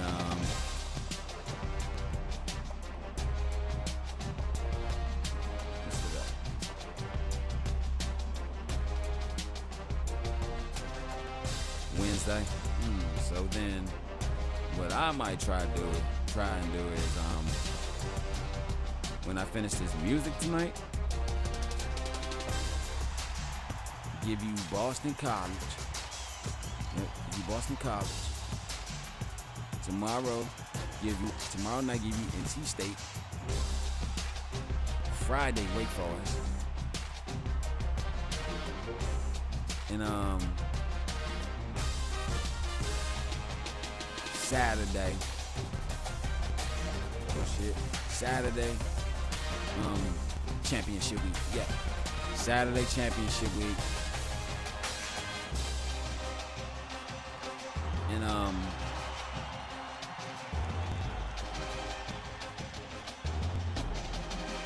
Saturday championship week, right? Saturday championship week, but Sunday, right? It's gonna be certain bowl games. Like, I'm only gonna give you all day Sunday. I'm gonna give you the best bowl games, the biggest bowl games. I'm not gonna give you no small schools, no shit like that. I'm gonna give you. I should just give you all the top bowl games, like Sugar, Sunday Sugar, Cotton, Fiesta, Tostitos, the big game bowl games, like people with like anything like above maybe 7 wins, 8 wins. Like, let's say you got a 10-2 team against an 8-5 team. Okay, but what I'm saying is I might just give you all the top bowl games, whatever top bowl games that's up there. I'm gonna give you that all day Sunday, and then I'm going to what I'm gonna do all day Sunday is I'm gonna commentate on those games, man. Talk to you, kick it with you, and all that. You know what I'm saying? So yeah, so like I said, what I might do tonight is come back with Boston College. You know what I'm saying? Boston College. Cause I'm about to do these 2 songs. It's about to be 1 in the morning. So what I'm gonna do is, since these 2 songs that I'm about to do are the next ones I'm gonna release, cause this is how I'm about to start doing everything. Like, instead of working on 5, 6, 7 songs at once, grab the songs that I'm going to release and, you know what I'm saying, put out. Actually 3 songs: Radio, Fade Away, Black Queen. Boom. Grab those songs, do those songs, you know what I'm saying, mix them and master them, so that tomorrow night, boom, they'll be ready to be put out. You know what I'm saying? So I'm gonna do those, and I'm gonna come back probably about 2:30, 3 in the morning. And Boston College game. Yeah, I am, matter of fact, with the Boston College game. So why?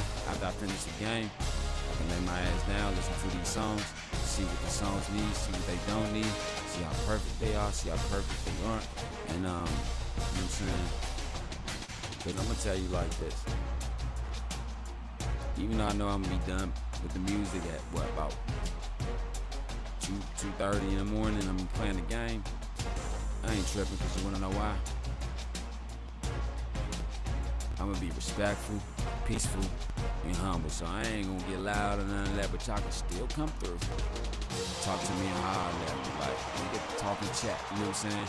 I just bought me a red light bulb, so I'm about to pop that motherfucker in my lamp and get into my recording mode. Cause why? Everything I'm doing, I know by heart. So, yeah. So tonight, well, later on, like 2 hours or whatever, I'm coming back with Boston College, Jamie and Boston College. But hold on, we gotta simulate and see where since we playing the following week, tonight at about 2:33, we gotta simulate it to the advanced week. So, you know what I'm saying? So we can check the polls and everything. But while it's doing that, I got to drain the man's veins.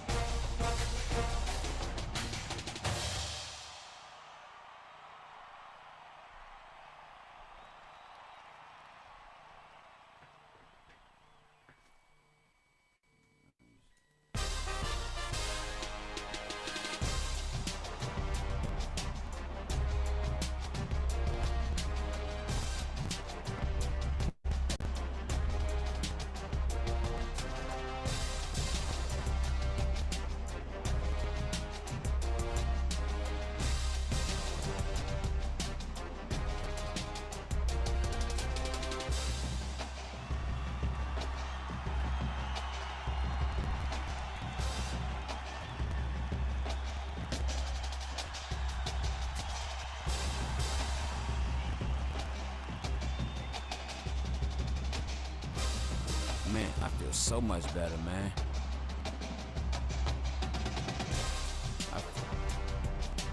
I feel like I'm saving all my breath and shit and my energy trying to hold my piss in. Man, that game, I'm gonna watch that game again tonight. Be number one, win game, be the top 5 team, 3 sacks, score 20, 21 or more points. 100% red zone efficiency. Okay.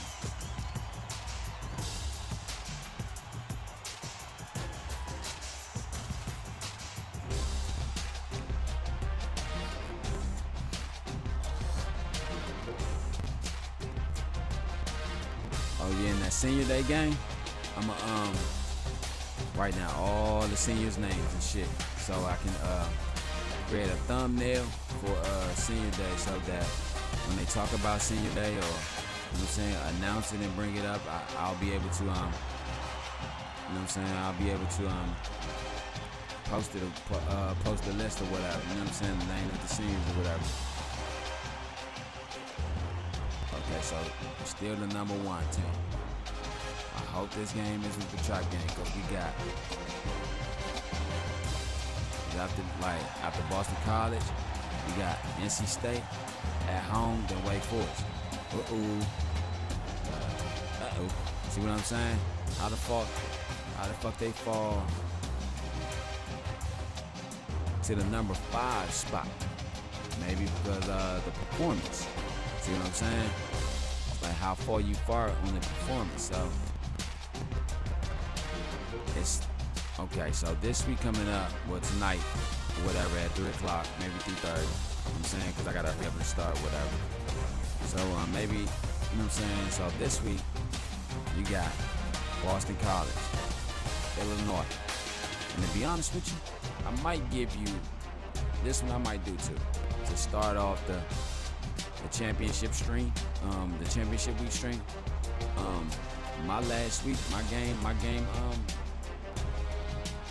this is what I'm saying. My last game of my season will be, because I'm about to do Boston College at about 2:33, maybe 3:30. North Carolina State tonight, which is Wednesday. Actually no, it's Thursday. No, it's Wednesday right now. My bad. Boston College. Next about 2:33, 3:30. Then tonight, Wednesday, North Carolina State. Friday. Wednesday, Thursday. Wake Forest. Thursday, Wake Forest. My bad. So later on, Boston College. Tonight, North Carolina State. Thursday, Wake Forest. Since Thursday is Wake Forest, Thursday Wake Forest, and I'm thinking, should I do Friday, the bye week, so I can check out? This is what I'm saying. Okay, this is later in a couple hours. North Carolina State is tonight at 6. That's what I'm doing, because I gotta finish music every night. Tonight at 6, maybe 7, maybe 6:30. Anywhere between 6 and 7. So tonight that's tonight at 6 or 7. And then Thursday, Wake Forest. So this is how I'm gonna do it. It determines on what the season implications are looking like, right? If I'm gonna take Friday and do the final week of the regular season, but I'm only gonna stream the games of teams that face national championship implications, because I need to see who I'm gonna play in the national championship. Why? Because it's like this. I might do it like that, because you wanna know why? Friday, week 15. That's my bye week though. Saturday is the conference championship games, you know what I'm saying? And it depends on if Ohio State rolls through the rest of the season and win their championship game. You know what I'm saying? And win their championship game, because they got later on tonight they got Illinois. Then later on in a few hours they got Illinois. Then tonight they got Purdue. And then Thursday they got Michigan. So you know what I'm saying? That's one team. Houston. See, they got 4 games left, so, you know what I'm saying?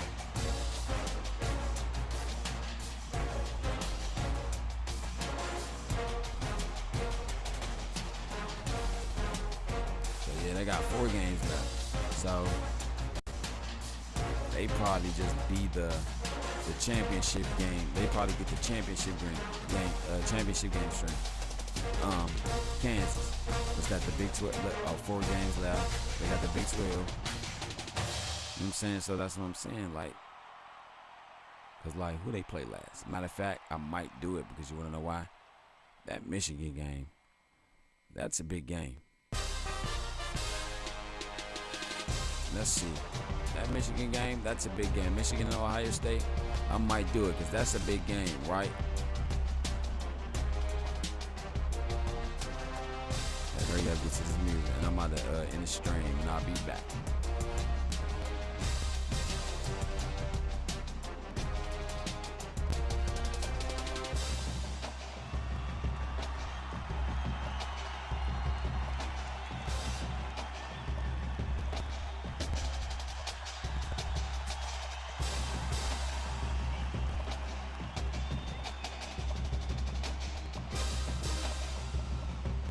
You know what I'm saying? That Michigan game is a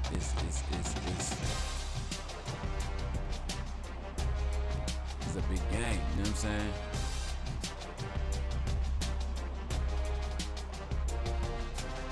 That game is week 14, but I play week 14.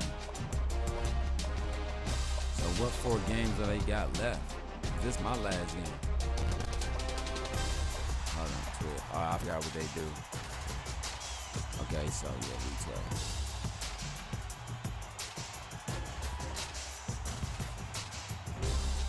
12. Yeah, I forgot the 4 games, because they don't. Listen, look. I got 3 games. Boston College. Look. Oh, see, I don't play. Oh, I don't play on the 3rd. Hold on, how's that week 15? I don't know. So Saturday.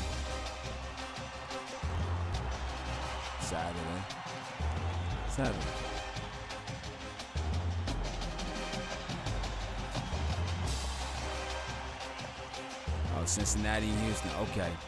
So this is how we're going to do it.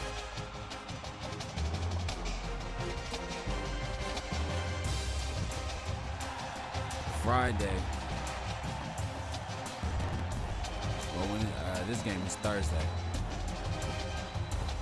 So since that game is Thursday, after that game, I'm going to give you the Ohio State and Michigan game, because I want to see that game. And then Friday, I'm going to show Cincinnati and Houston. Or I might just lump it all together. Because it's Kansas need to, I got to see Kansas last game too. See, that's K-State though. I see TCU and Kansas. Okay, so this is how it's going to be. Okay. Matter of fact, this is how I'm going to do it. Boom, I got it. Thursday is the last game of the regular season, right? Because my season ends with 3 games and everybody else ends with 4 games. Because I don't want to wait all until Friday just to stream.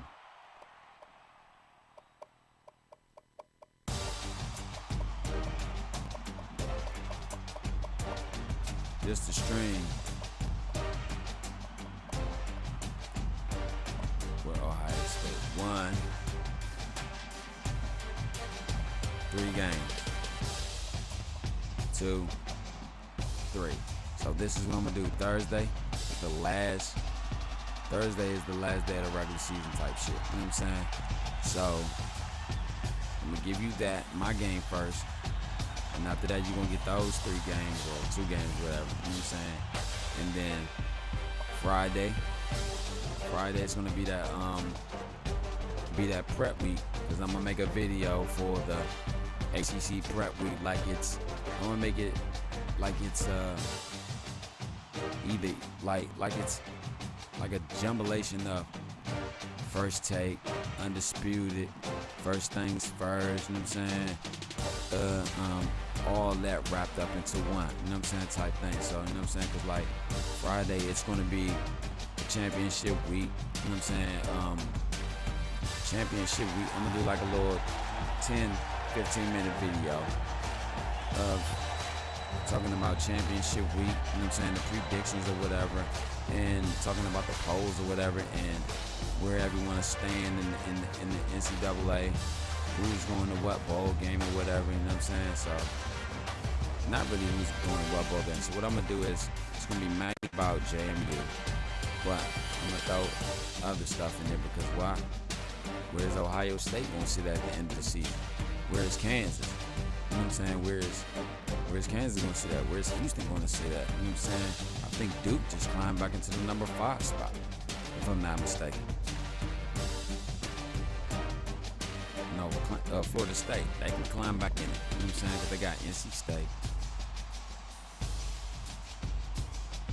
They got NC State, Clemson, and Florida. Well, they might not, because that Florida game is going to be tough. But, you know what I'm saying? They got... Oh, yeah, see, I didn't see that. The 26th is their last game. So, yeah. 26 is their last game. Their last game is the 3rd.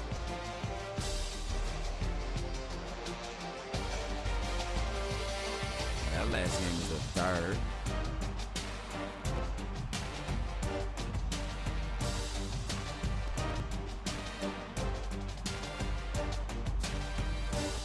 That last game is the 26th. So I'm going to just do my game, Ohio State, Houston's game, last game. This is what I'm saying. Depends on where everyone is at in the standings. Well, basically, I'm gonna say it like this: after my last game, and I go into week 15, whoever's the number 2, number 3, and the number 14. That's how I'm gonna do it. Number 2, 3, and 4. Those are the team games I'm going to string. So you'll get 2, 3, and 4. Even if Ohio State isn't, and Houston and Kansas isn't, the 2, 3, 4, whoever's in the 2, 3, 4 spot, that's the last game you'll see. Because why?